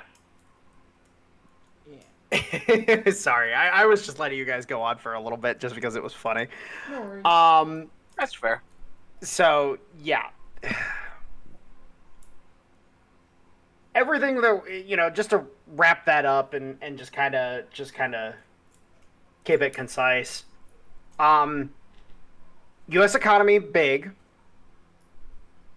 and how the fuck are we supposed to manage this shit? Yeah. Because, frankly speaking, it's terrifying to even think about. It's like, okay, yeah, sure. Job creation, growth was low this past month. Or past quarter or whatever the fuck it was. I forget what the report. Quarter. Yeah, quarter. Okay. But that doesn't fucking matter when we have this many problems with the number of people that we have working in the country that are not citizens because we need more people. Yeah. It's one of those things where it's just like brain.exe has stopped working. You need more people, and you can't just import them all from India. Well, actually, okay, so I guess let's talk about immigration for a little bit. Have you guys noticed that India has lost its fucking mind? Mm-hmm. Because, what's the term for people sending money to from place to another place? What's that? Yeah, I'm drawing a blank too. But I know What's that word? Robbie, here to give to Paul. Remittances? Remittances? Remittances. Remittances. Okay. Remitting. So the I'm just gonna say rem payments. Fuck it, Sure. just make it easier. I love the shorthand shit. I work in an industry where we use fucking acronyms for everything. But oh god, that would drive me insane. I love it. I would punch somebody in the face 3 days later. I love you. But REM payments from the U.S. to India. I saw a number that was a little on the wild side. It's like 30% of the Indian economy is REM payments. Sounds honestly, that would not surprise me. I don't think it's that high, but it wouldn't surprise me. It's not as bad as almost all of Argentina's economy being fucking loans. But no, they are now like shitting themselves because so much of their wealth as a nation comes from being able to come to the U.S. and work here and send money home. Well, from any country, but yes, America especially, but any country. I would not be surprised if half of their economy is foreign money. I don't think 30% is from America, but half of their total economy is from a different country. Would not shock me at all. But it's one of those things where them freaking the fuck out, them losing their absolute fucking minds, we have to make it in India and we have to buy it in India and blah blah blah, so on and so forth, yada yada. I'm like, this is very coded right now. This is very TISM. Interesting. And then it really just starts to show, like, on a personal level for me, that it's like, oh, we found your weak spot. We found the weak spot that you don't like to have touched. We found your no-no square, and we're gonna touch it. Punch him in the dick. Locker room talk. But the point is that it's really just interesting that they freaked the fuck out like they did, because then you start thinking about it from this perspective.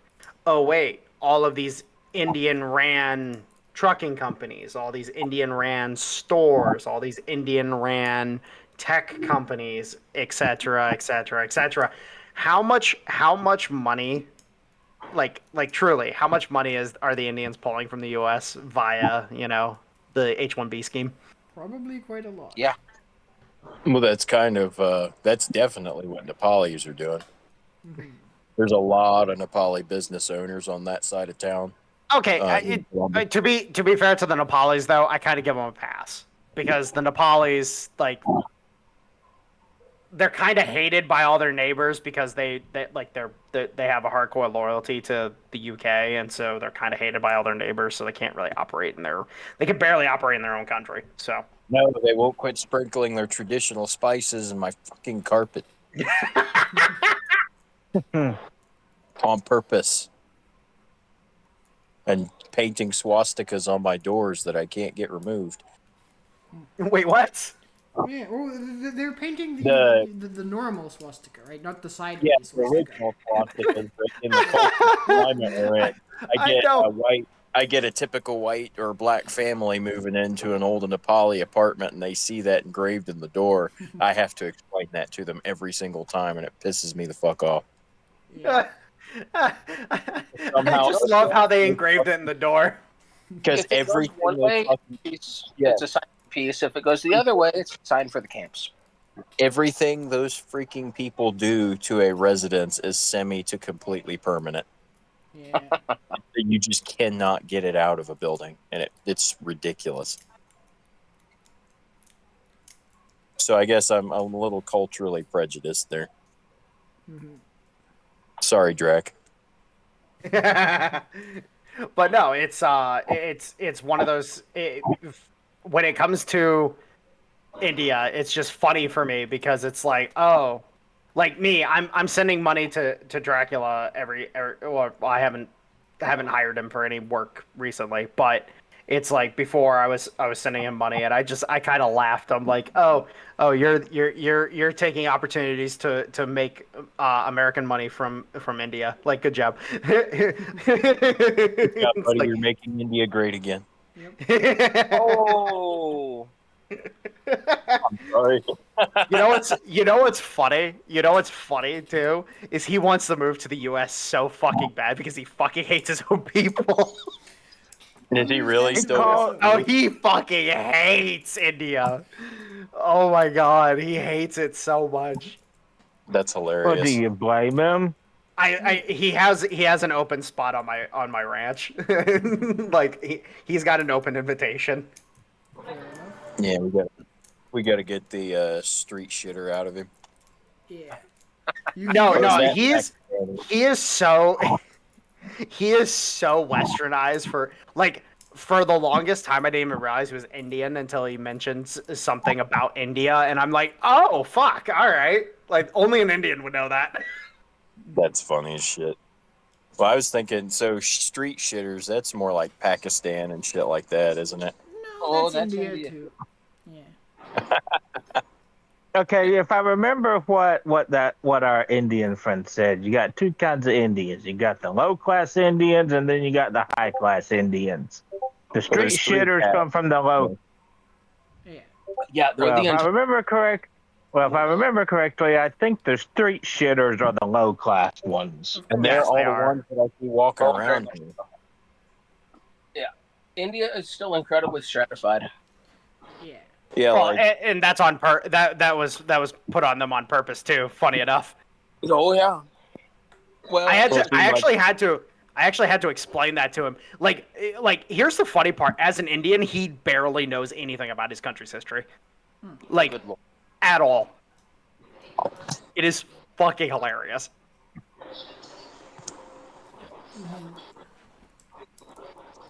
seem like ignorant shot in the dark here, but they benefited more from being occupied by Britain than anything. That's true. I mean, Over the last 1,000 years ago, no. But since then, yes. yeah. I mean, if they At would one occupy. point- Sorry, go ahead. Oh, at one point they were a very highly advanced civilization, or there was a very highly advanced civilization there, But when it collapsed for about 1,000 years, it was, mud huts. So to explain India, and I guess this is actually really important context for those who might just not understand that nation. So India, so India has been at a crossroads in the north. So the south, where you had the proper India, the south has always been pretty good overall, but the north has always been a crossroads between different empires. Yeah. And you go back to the Roman era, for example, the Maiar, I believe is what it was called, the Maiar Empire. That empire, it basically fell, outside pressures. If I remember correctly, the king that during that period, and this is back during the Republic era, so we're going back a little bit. The king, a little bit, yeah. Yeah, the king dies, and there's no heir, and so the empire just fractures apart. And then eventually another king and another dynasty rises. They manage to stitch the north back together, and it keeps going a little bit, but then it implodes basically the same way. But the south, every time the Silk Road went boom, they fell apart. and the south always kind of just kept it together.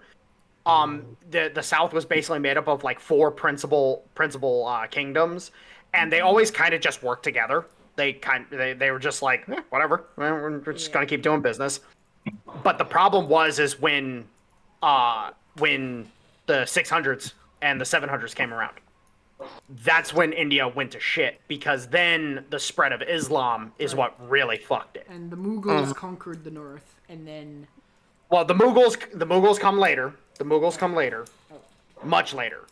When I was saying 1,000 years ago, I'm missing a couple thousand years. I'm thinking back on the history. Yeah. So by the time the Mughals come around, that's when the British enter India. And from that point on, the South was fucked. Like the proper Indian territories had kind of, been able to keep it together for the most part against the Mughals. But then as soon as the British showed up and then the British finished off the Mughals, that's when the problem started. And we're talking like the early 700s, mid 700s, or 1700s, I should say. Thank you for rescuing us. You are our new hero. More like under new management. Yeah. And then at that point in time, what you end up having is that like the whole stratified, the stratified India where we know didn't exist for almost 1,000 years. Like they had gotten rid of that system almost completely. And then the British brought it back as a way to control the population.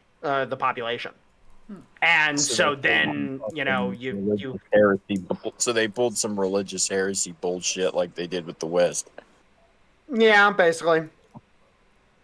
So, if you want to blame somebody for India, you can blame the British, and you're not too far off.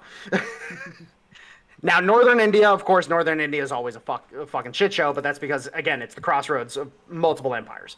Like, I guess they learned that. They took that from a Roman imperial playbook where they let you keep your old gods in a sense that it's not going to encourage you to rebel against the larger apparatus. Okay, so real quick, because it's hold on.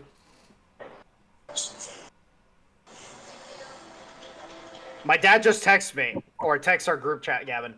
Did Venezuela declare war on the U.S.? Did something happen? So I had heard that they were. I'm on X right now. Let me check. I'd heard earlier today they're planning to strike drug traffickers inside of Venezuela now, but that's the last I've heard of it. I haven't heard of any actual strikes confirmed. Just that they were. Well, I'd already seen Russia declared war on NATO, basically. Yeah. I want to say the beginning of the week or last weekend, they moved like 15,000 troops to the coast. So are we stepping into World War III, fellas? No. This would be Monroe Doctrine, electric boogaloo, bitches. Yeah. Because the freaking lines are drawn all over the fucking sand right now. I don't think anybody's ready to lock in alliances yet. Okay, let me pull up Google Maps just so I can fucking do this easier to explain what the actual fuck is going on. Okay, so if you go on Google Maps, everybody just here go on Google Maps and center your map on the Atlantic. Atlantic. So, yeah. So just center your screen on the Atlantic. That is the center of the world right now. The US and Europe. What the US is currently doing, what I want you to do is move your view over to the Pacific. Got you. And Okay, here's what I've been able to find from Disclosed TV, and this post came out about 2 hours ago. U.S. military officials are preparing operations to target drug traffickers on Venezuelan soil, with potential strikes to occur within the week. Okay, so that's the same shit I saw. Anyways. So, notice how all of a sudden the map looks a lot fucking different when you center the view of the political dichotomy of the world on the Pacific versus the Atlantic. It looks a lot fucking different, right? A little bit. And that is what the US is trying to put into play, where instead of the US and Europe being the big dogs, it's the US, Russia, and China. And then everybody else is kind of just centered around that. It turns, all of a sudden it's like, oh, what's this little dinky thing over here called Europe? Like I can barely, like when I have my literally on my screen right now, mind you, I have a fucking pretty big monitor. I can see Ireland, the UK, France, Spain, and Portugal. That's it. I know how big yours is, Mike. Oh, so the fold on the map in UAD. Okay. Yeah, basically. But the point is like, oh, hey, Europe is irrelevant. It's the Pacific. Is he trying to move relevance off of Europe so that when Russia decides to eat their lunch, nobody gives a shit? No, what it is that it's like, oh, in reality, Europe is irrelevant. The U.S. is capable of producing everything that Europe produces. And then when it comes down to it, all the natural resources come out of Russia and Africa. Fucking China does all the low-end production shit. And then it's like, okay, cool. We're done. So the United States and Europe are in a competition for the service industry. Oh, yes, and a reminder of a couple of days ago to where saw the one news article where the EU is telling the United States, if you don't obey our digital acts law and let us censor U.S. citizens, we're going to cancel that $750 billion energy deal. And I'm like, hey, it's your funeral, guys. Go right ahead. If you want to pay double what you're paying now for LNG and get screwed over. I'm sure really Trump laughed his ass off with that. Yeah, if you really want to see the EU melt down, yeah, we'll do that. Because Russia said, no, we ain't sending you anymore. Unless were they literally just expecting us to call their bluff? I don't think the people over there are in power are thinking at all about it, except for what's going on in their little circle. Yeah. And yeah, Trump was like, "Oh, well, we'll just double it, double what we charge you. You have fun with that." Who else are you going to do this with?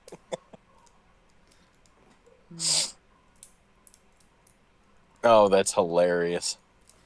It is. Well, and I also saw that the Space Force is doubling down on Artemis, so they're trying to race. Space Force is doubling down on the Artemis project. They're trying to get back to the moon. Oh, interesting. Because everyone was freaking out. Well, everyone was freaking out that Trump was cutting funding to NASA, but now the Space Force is heading the project to get to the moon, apparently. Well, the last time NASA did anything truly useful is when they first made the space shuttle. Right. And that was with Hey. the help of the private sector. Mm-hmm. So long as not NASA. So long as Space Force gives us Gundams within the next few years, I'll be happy. Well, that's the reason why they're going to the moon. They need zero-G manufacturing. I need So- zero G manufacturing. Yes. So real quick, actually, that's really funny because Gavin, was it you and me that got into the conversation about mining out in space? Yeah, Elon and a bunch of other tech startups are already figuring out ways to get resources back to Earth via. No. They're not concerned about getting resources back to Earth. They're concerned about getting resources to points where they can manufacture shit and then ship finished goods to Earth. Okay.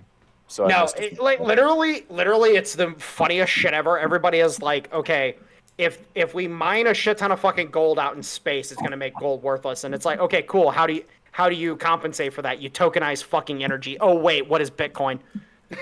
Right. Exactly. Yeah, pretty much.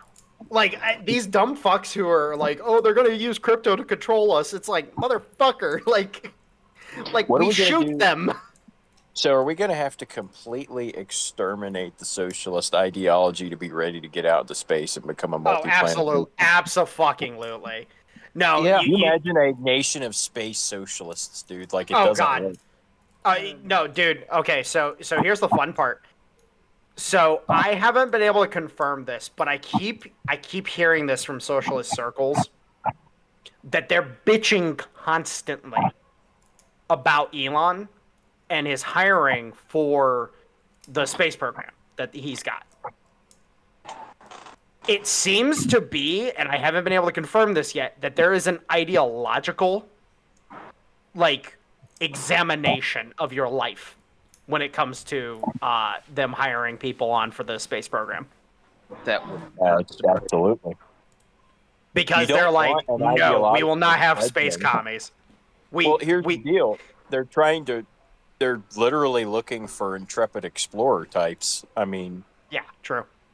you need to be sterner stuff to get out into space on your own without any chance of getting back. I mean, Oh, here's the fun part: is these motherfuckers like across the board. You know how we handle them? That doesn't involve just killing them. No. Fucking just turn Europe into a fucking retirement. Fucking just build a nice fucking wall around Europe and turn it into a retirement community. All just be like, oh hey, this is what you can do. You can go there and we'll give you like $2,000-$3,000 a fucking month. Watch as so many fucking socialists just fucking flee to Europe. do you remember when that Rick and Morty episode came out where Rick fucked a planet and had all those planet babies, and him and Beth got in there and like turned all the planet babies into a functional like micro society, and they were like shitting all the undesirables that couldn't do anything like out of the society. That's what that makes me think of. And then Jerry turned them into useful idiots. I've not seen that episode. Look that shit up, dude. It explains exactly what we're describing. Jerry turned them all into a bunch of fucking zealots that are anti-technology and anti-progress and stuff. And they were trying to fight. It's we have right now. Okay. Exactly. He made his own Antifa, and they were a bunch of tribalists. And they were trying to go against Rick's giant electro gun mounted wall with fucking sticks with rocks on the end of them. It was hilarious, dude. Yeah. Okay, here's a good one. If you ever want to confuse a college student, give them a rotary phone. If you ever want to confuse a college student, give them a impact wrench. Better yet, a car with a stick shift. Seize the means of production. Seize the means of production That is right just now. cruel. No. I explained to him, now you go seize the means of production. Do you know how to operate this thing once you've taken it? No, you do not. Shut the fuck up. Go back to school. Yeah. You ain't seasoned shit, buddy. You can't even turn this fucking wrench. I literally work on the means of production all day, every day. Makes sense. And you know what? It's somebody else's. And I'm okay with that because they pay me very comfortably. So it's actually really funny. So I was talking to a guy that I know who him and his outfit, they're a small manufacturing shop.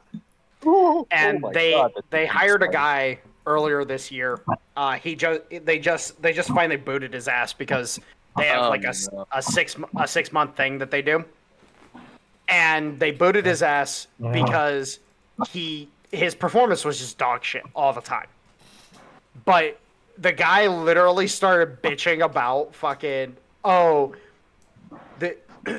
you're just a bunch of capitalists that fucking mistreat people, blah blah blah, so on and so forth. Like he just threw a huge threw the biggest bitch fit possible. And my dude apparently was like, yo, bro, maybe if you could actually work the means of production, maybe you would make something of yourself. Before you talk about using it, learn how to work on it. Yeah, check the side chat real quick. I've got the same cover on the spare tire of my Jeep Liberty. Great little meme there. Yep. Dale, make sure to include that. Of course. But no, like all of these little manufacturing shops that are out there, and here's the hilarious part, and a lot of people don't know this for some fucking reason, is the majority of the shit that you own is made in a shop that has less than like 30 people working for it. The majority of it. Yep. I'm not saying all of it, but the majority of it. And most of these shops are literally like some of the biggest fucking ballers ever. You just don't know who the fuck they are because they don't have any marketing. Like Titans of CNC. I love to bring those guys up. Channel. Oh, those guys are fucking awesome. They're fucking great. Oh, I got to talk to those guys once. Oh my god, that was the funniest conversation I have ever had in my life. Which sort of channel do they have? Like, what do they do? It's as it sounds, Titans of CNC. They're a CNC shop that does some of the best work. Like, honestly speaking, some of the best fucking work in the industry that I've seen. Yeah. Oh, hands down. Yeah. Like, frankly speaking, like, there's a reason why Brandon Herrera, after so much trouble with his handguard for the AK-50, he finally fucking relented and fucking asked them for the help because he's like, dudes, I need this. Yep. Yeah, I remember that one video where he showed all the mistakes that 2 or 3 other machine shops had made trying to make a handguard for him. I mean, it was just, for anybody that's ever had anything even peripherally to do with machine work, that was just embarrassing. Oh, that was painful to watch. Yeah. That was physically painful to watch.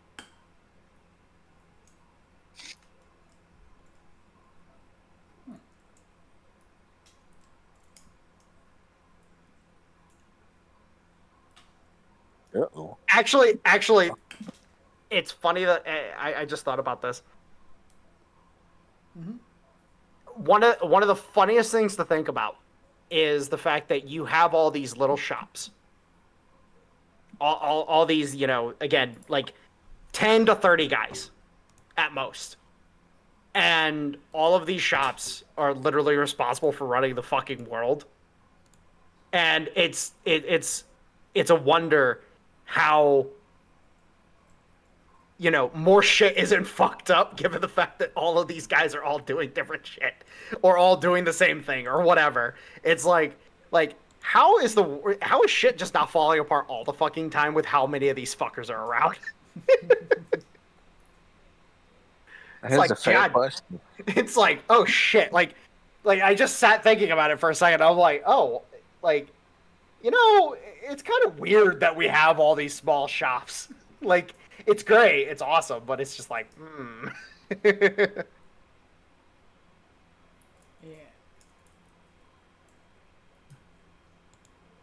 That's where you go to find people with a Gen X mentality that are younger.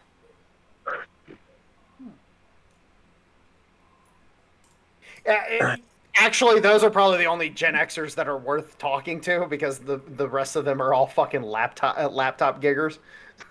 No, I didn't say millennials. I said Gen X. No. Remember the Gen X were the ones that fucking they're the ones that made the laptop gigs. They're the ones that fucking they're like, oh my god, I need this 9 to 5 in order to be able to survive and shit like that. And then the millennials were like, well, I guess I'll do that. And it's like, no, you shouldn't do that. You shouldn't do that. I'm thinking of the people that were born from like 68 to 80. Well, yeah. I was born from one of those people. I know them very well. I was born from the early of those people. Yeah, my dad was born in 73, bud. Oh.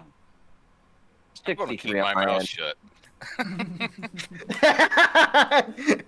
Mitch is like, I don't want to age myself. Yeah, 62 or 63 on my end. 58. Yeah, okay. That makes sense. Yeah, I was about to ask, how hard was the transition from coal to oil in the Navy?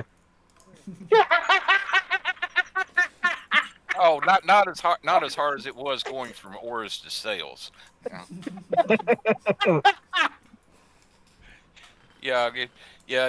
I've got a picture saved where my Navy friend down in Texas, his son paid us a visit about 4 or 5 years ago. Took a picture of me sitting there in a chair in the kitchen and giving the, shall we say, the Agincourt salute. And the caption I put below it is, unretouched photo of the chief engineer on the Ark telling Noah to keep his fucking animals out of his engine room.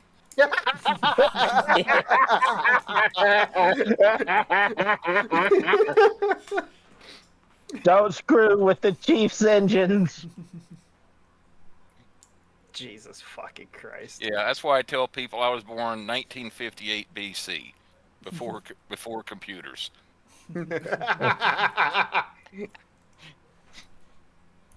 We still love you, you old crustacean. Oh, I can't do math anymore. Wait. Did he just say I can't do meth anymore? Yeah, I'm trying to do something in my head and I'm just brain farting right now. Well, you misheard what I said. Oh. That you can't do math anymore. I said meth. Oh, math.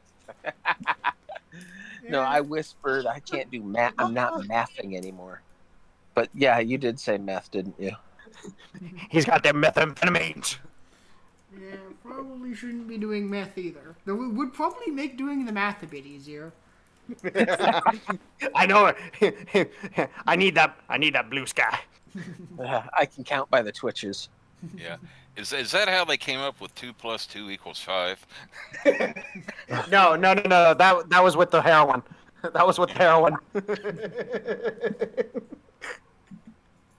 Yeah. Really, I thought 2 and 2 was 22. The people that cooked meth, they knew how to do their math. Otherwise they'd blow themselves up. Yeah. Maybe. Yeah. Actually, okay. So funny story time because it's fucking Crackrin, of course. So there was a case back at my old school where, and we didn't realize how big of a thing it was until later after the police investigation had finished out. So there was this guy that was always dealing out back behind this apartment building that's right across the street from the school, and he only ever slung weed. Like, that was the only thing he did. He was the neighborhood weed head, And so at one point in time, he stops hanging out there, and a bunch of people are like, "What the fuck? Like, where's the guy at?" And then finally, one time he comes into school, and a bunch of people are like, "Hey," and he's like, "Bruh, like somebody tried to beat my ass for being back there. Like they like I got attacked," and we're like, "Oh shit." So then a couple months go by, just hanging out in class. All of a sudden, there's a shit ton of fucking cops rolling up the road, like just a metric fuck ton.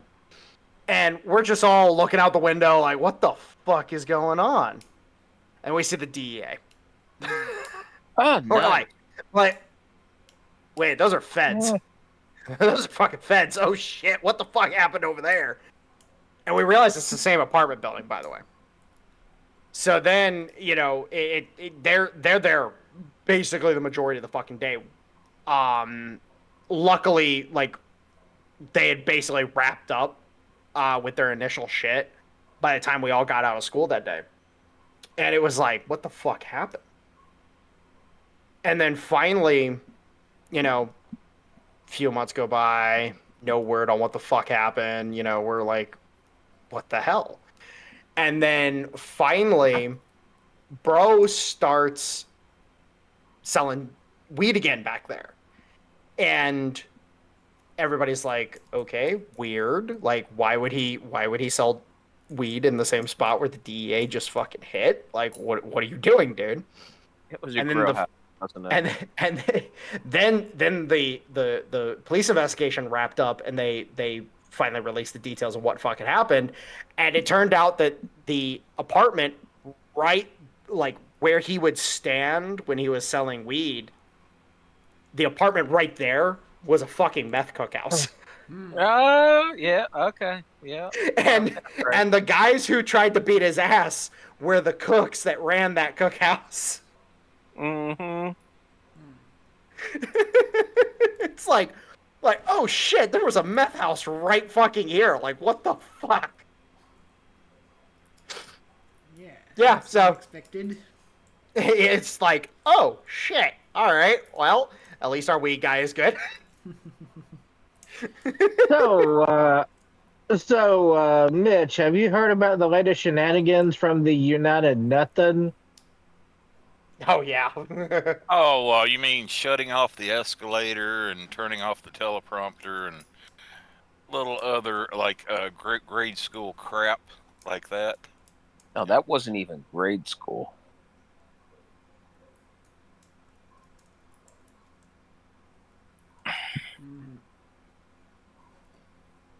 Yeah, honestly speaking, like the little shenanigans that they tried playing when they were doing that, it just shows how desperate the Security Council is. That's all it is. Not much to... Daddy, come and help me.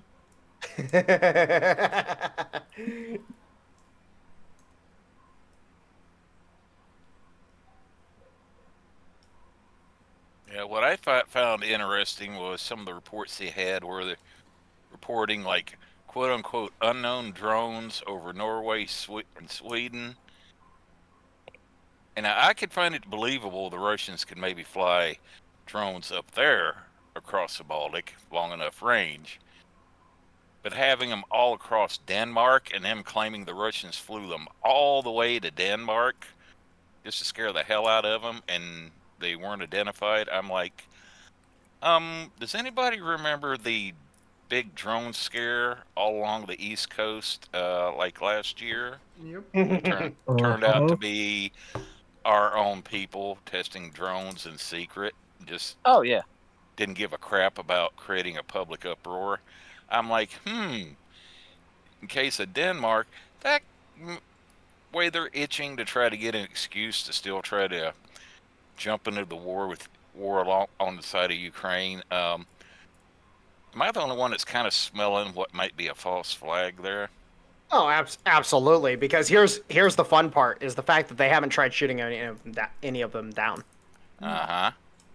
It's like, oh, you're not trying to down the drones that are causing a direct impediment to airway operations. Interesting. It's almost like you don't want to shoot them down because they're yours. Yeah. Or even more telling, interfering with frickin' Air Force Base operations. You know. Oh yeah, no, it's very obvious that these motherfuckers are trying to play some stupid games, and nobody's falling for it. By the way, like the Russians they're just like, yeah, you guys are retarded, and the U.S. is just like, yeah, you guys are retarded. Yeah. Like, we know what this is. Yeah, I even made a comment on one video that said, guys, look, if the Russians wanted to fly a bunch of unidentified drones over NATO territory to just, stick a pin in their ass and scare the hell out of them, they could do it over Poland, Finland, Romania. Be a lot easier than flying their drones all the frickin' way to Denmark, Yeah. Yeah, if they really want to do it, all they got to do is take some of their ships and just play around just off the coast. I mean, mind you, they do that all the time, anyways, up in the Baltic. But oh man, that reminds me that when we was it us or was it the Brits grounded a sub just off of Norway? I think that was the Brits who did that. Oh man, were they pissed? Man, were they pissed? Yep. They Wait. that sub. They nearly confiscated that thing. Hey, Stoner, just real quick. You will not insult Beef Wellington like that. What? I just Beef saw a post. Wellington is. Thank you for the Hey, look, warning. I'm not even going to look. Hey, look, I don't care what anybody says. Beef Wellington is just a rich man's corn dog. Oh. I don't give a fuck what anybody says. When you boil it down, that's all Beef Wellington really is, just a rich man's corn dog. The way it's made, that actually makes sense. I hate you so much, Stoner. Where did you I post told that? you use kosher dogs. Yes. He posted it on fucking Twitter. Oh. I mean, basically, it's what are both a corn dog and Beef Wellington. Meat wrapped in an outer casing of bread. So, Yeah. Well, so on that note, what do you all think a hot dog is? It depends on what kind of hot dog. Is it a sandwich? Oh, I got what you're saying. Yeah. I thought you were talking about itself. No. yeah. What would that qualify as? So Go ahead, Bart. I posit to you that a hot dog is not in fact a sandwich. A hot dog is a taco.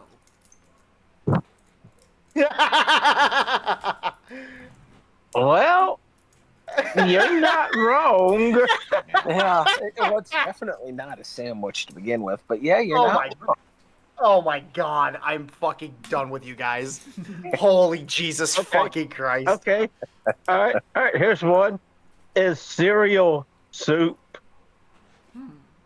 All right, that's it. We're crucifying him. He's done. He's done. He can't be allowed to continue. Hey, my girlfriend says yes.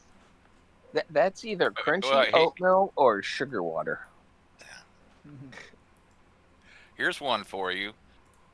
Is beer just liquid bread? Yes. Yes. Okay, I'll give you that one. I just got done drinking 40 ounces of liquid bread, so I'm feeling pretty damn good. Hey, for a couple thousand years, that's what people were paid in.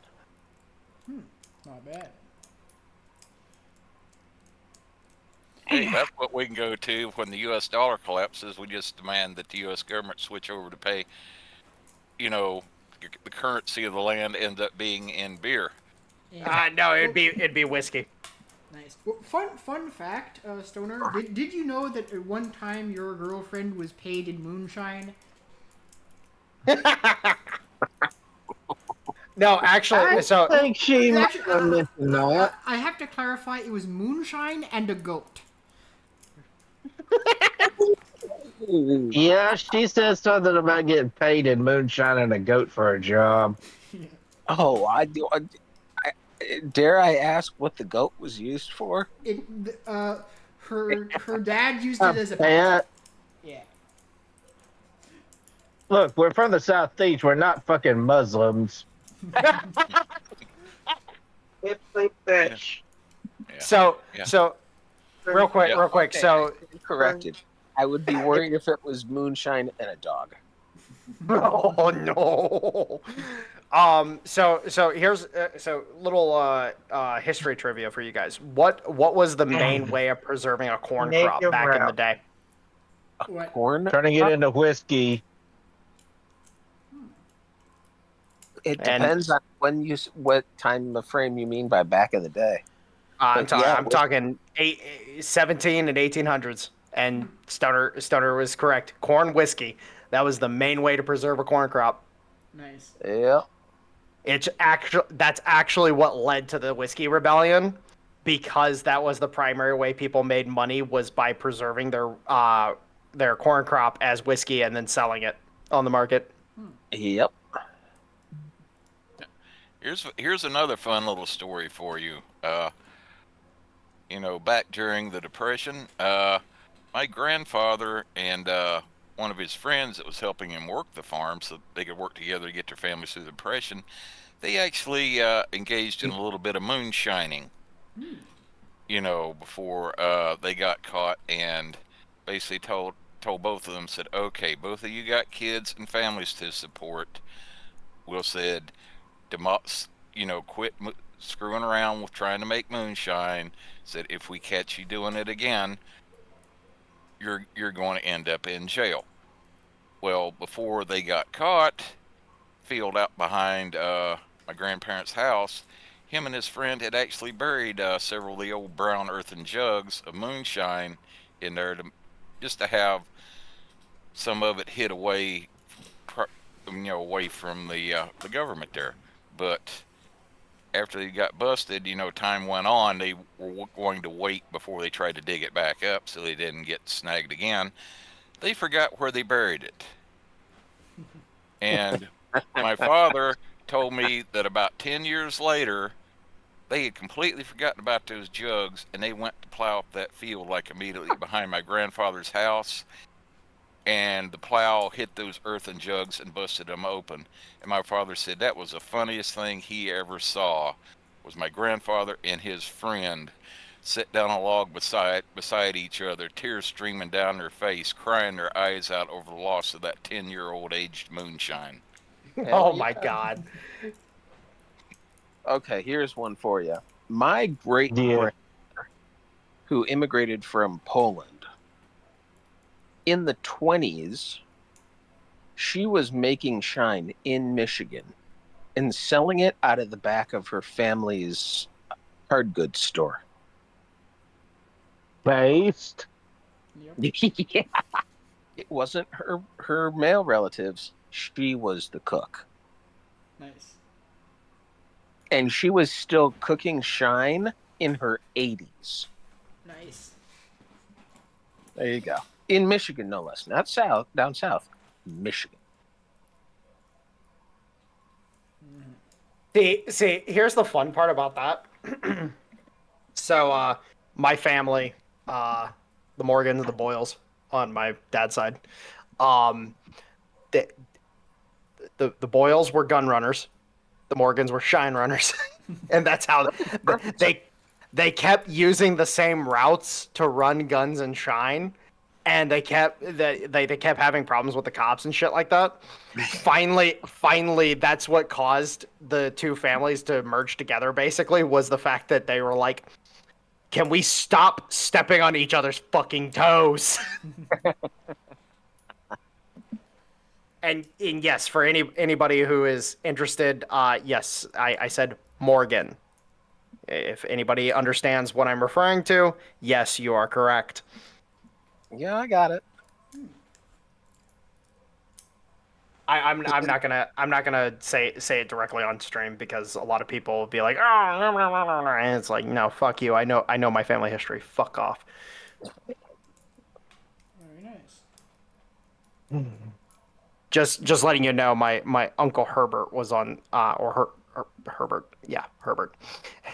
I always want to say Herschel, and then I'm like, oh no, it's Herbert. he always told people to call him Herschel because he preferred Herschel. Hey, if that's where you're getting your shine from, you just call him whatever he wants. Oh, yeah. Him and the one cousin were still cooking before his death. Let's just say that. Very nice. I do miss her Applejack. Oh, In the case of ours, our signature, it was an apple recipe of some kind. I just don't. It's been so long since I've seen the book. I just don't remember what all goes into it. But it's like you don't taste alcohol on it. Like, let's just say that you don't taste the alcohol whatsoever, and it's sweet as fuck. It's a borderline cider. It's terrifying. That sounds like cider I had over in Scotland back in the early 80s. The name brand of it was like Taunton medium sweet cider. Yeah, that stuff was just like basically fizzy apple juice. Tasted Yeah, it's just like dangerous. apple It's juice. dangerous. And first time I did it, it tasted so good and just nice and mild taste. I downed 2 pints of it, one after the other. And yeah, it was a good thing I had a strong set of lips. when you woke up a week later, you went, "Oh no, what did I talk about? What did I do? And where am I?"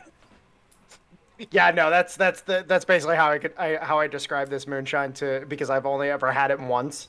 I was around, I want to say I was around 13 when I got literally like the smallest sip of it. And yeah, no, I'm like, oh no, that's dangerous. Like even as like a small teen, I was like, that's dangerous shit right there. And I'm guessing it was pretty high proof as well. Oh yeah, oh yeah. Oh, Oh, to yeah. get that high, you got to be like 110 proof.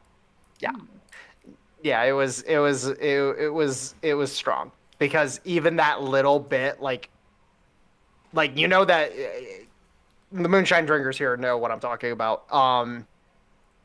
When you get that slight numminess to your tongue. Oh yeah.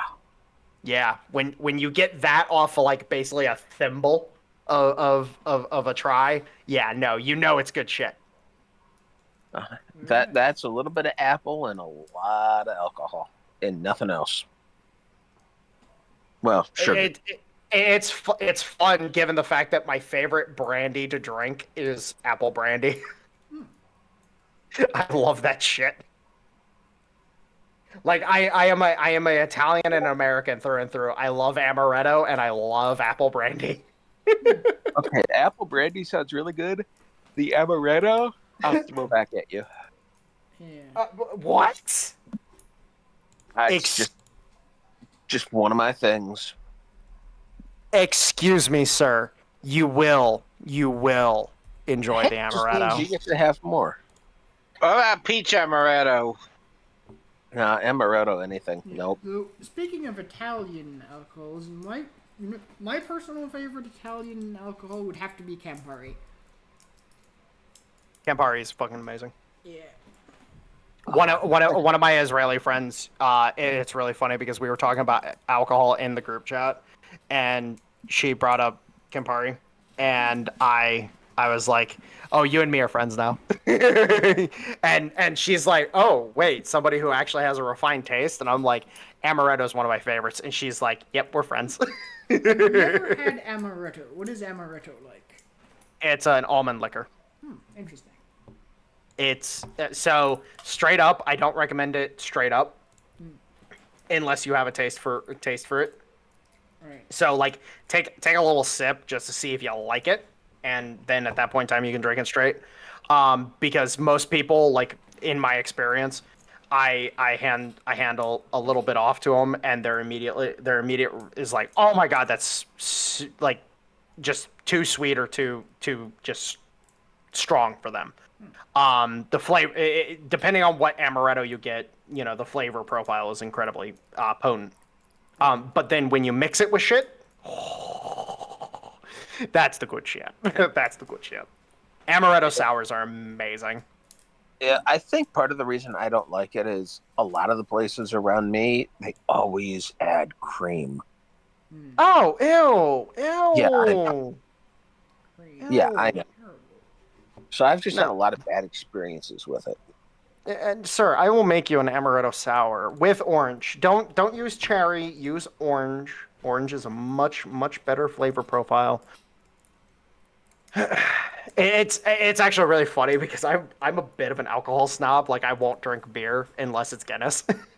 Like if it's not a good stout, I don't fucking want it. Understandable. Oh yeah, same here. I'm a horrible. And get it, and I say that, and most people are like, "But Guinness is like the worst stout," and I'm like, "Yes, but it's still a stout. It's a good beer." If it's a good Guinness, yeah.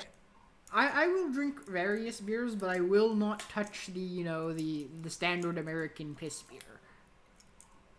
Oh, you mean we're trying to be IPAs without being IPAs? I'd say more like like your standard Budweiser or your Pabst or like the stuff that tastes. Well, the only American beer that I will touch is Yingling. Yeah. Only one. Well, while I can't say I know what piss tastes like, it's the one they taste what I imagine piss tastes like. Yeah, basically after my time in Scotland and getting to try some really good beers and ciders and such, my opinion of most major brands of American beer, like you said, PBR and Schlitz, there's an old one for you, or Miller, or like that, is that American beers are like having sex in a canoe, fucking close to water. That's a good one.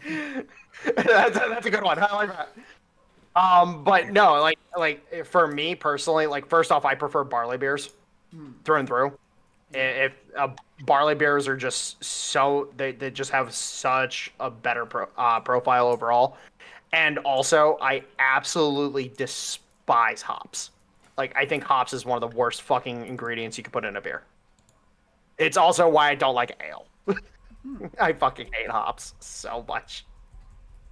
There's actually, funny enough, now that I think about it, there's an old Egyptian beer it's basically a household beer that they make over there, and it is delicious. It is one of the best beers that I've ever had. An Egyptian family that I used to be friends with back in the day, they would make it at their house, and it was some of the best beer that I'd ever had. And it was like, what the fuck? Like, this is just some random fucking beer recipe that you guys are making that's like a cultural thing. And it was great. It was like, okay, so basically your guys' beer is our moonshine. Yeah. The one American beer that I've tried over the years that I would say would actually be good and would hold up to like European beers is called Anchor Steam. I feel like I've had that one. I just don't remember. It was probably a random because this is the problem with dating art girls. I do recommend dating art girls. I do. But anyways, definitely went to a couple beer tastings in my time, and so I feel like that might have been one of the ones that they had. Yeah, and oddly enough, it's made in San Francisco. Yeah. Okay. And basically, their claim to fame is they actually use open vat brewing to where I think the way they said where the main difference is besides doing open vat brewing was that most beer makers these days, I think, said to use like you know, basically fermentation, where it's taking place in the top part of the vat, to where they use it to where the yeast and everything is staying down at the bottom of the vat, and said where the beer got its name Anchor Steam because back in the 1800s when they started brewing it, they had the open top vats up on the roof of the factory and people could see the steam rising up off the roof of the factory from the open top vats there. All right. MK, What's up? I'm curious, have y'all ever tried a peach that's been soaked in moonshine for like 6 months? I'm not partial to peach at all. Like I just don't like peaches. The only flavored moonshines that I've ever done are pear and apple. Oh no, the moonshine didn't get the peach flavor. But I had the peach. My god, that thing was crunchy, and it tastes nothing but moonshine. Sounds about. Oh, are you saying like soaking a peach in moonshine? Uh-huh. Oh, okay. Well, at that point in time, you're just having a pickled peach. No, you're having a moonshine peach, because it does not taste like a peach. It tastes straight up moonshine. Mel, you're talking about the process. It was pickled. I thought pickle need vinegar. You can pickle just about. Okay, explain to the autist how pickling works. Yep. Okay, so yes, pickling is generally done with vinegar, but you can do it with alcohol. Yeah, and you can also do it. You can do it with just water and salt as well.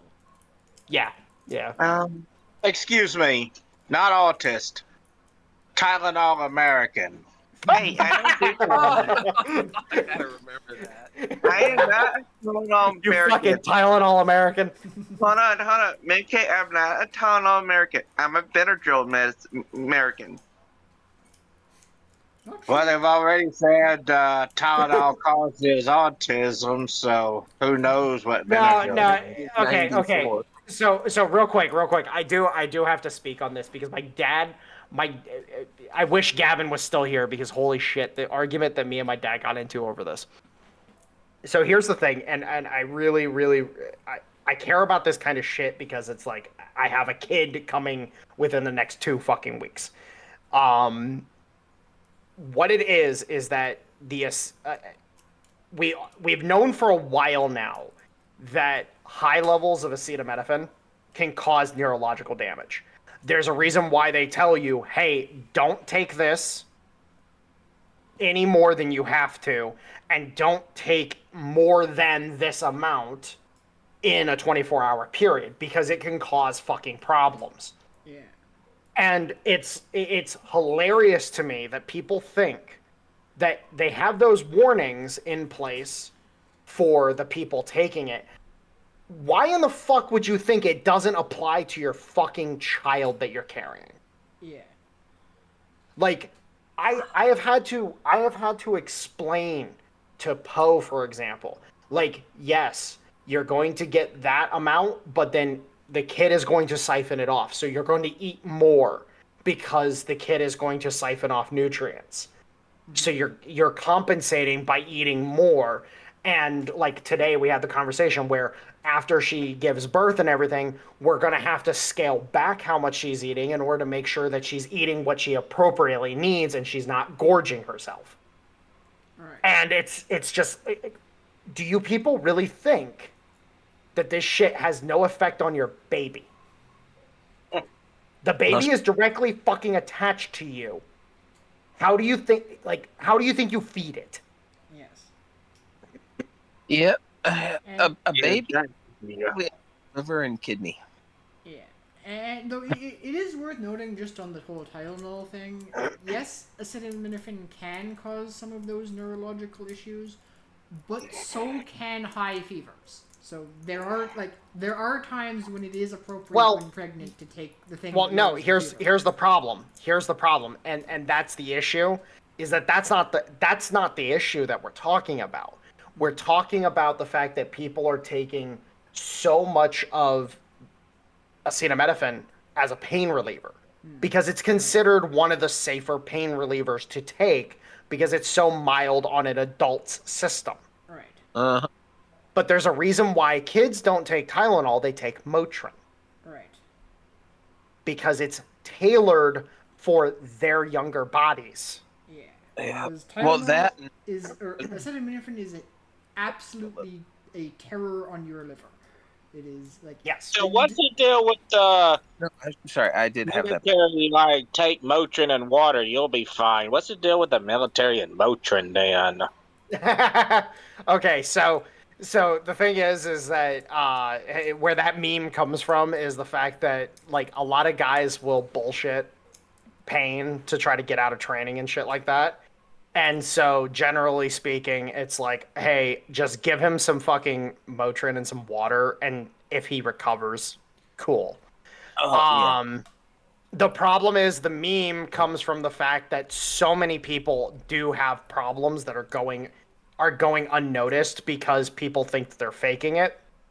Whereas, like, what should be happening, especially on training exercises, is that you have a physician, a primary physician, that's out in the field with the unit, that the medics bring a guy to him, he does his check. It's like, okay, you're a little fucked up, but it seems like it's mainly from dehydration. Here's some fluids. Go take a rest. You know, here's a chit. I will give it to your commanding officer. You know, you're good. You're off duty for the next 12 hours. You know, just recover.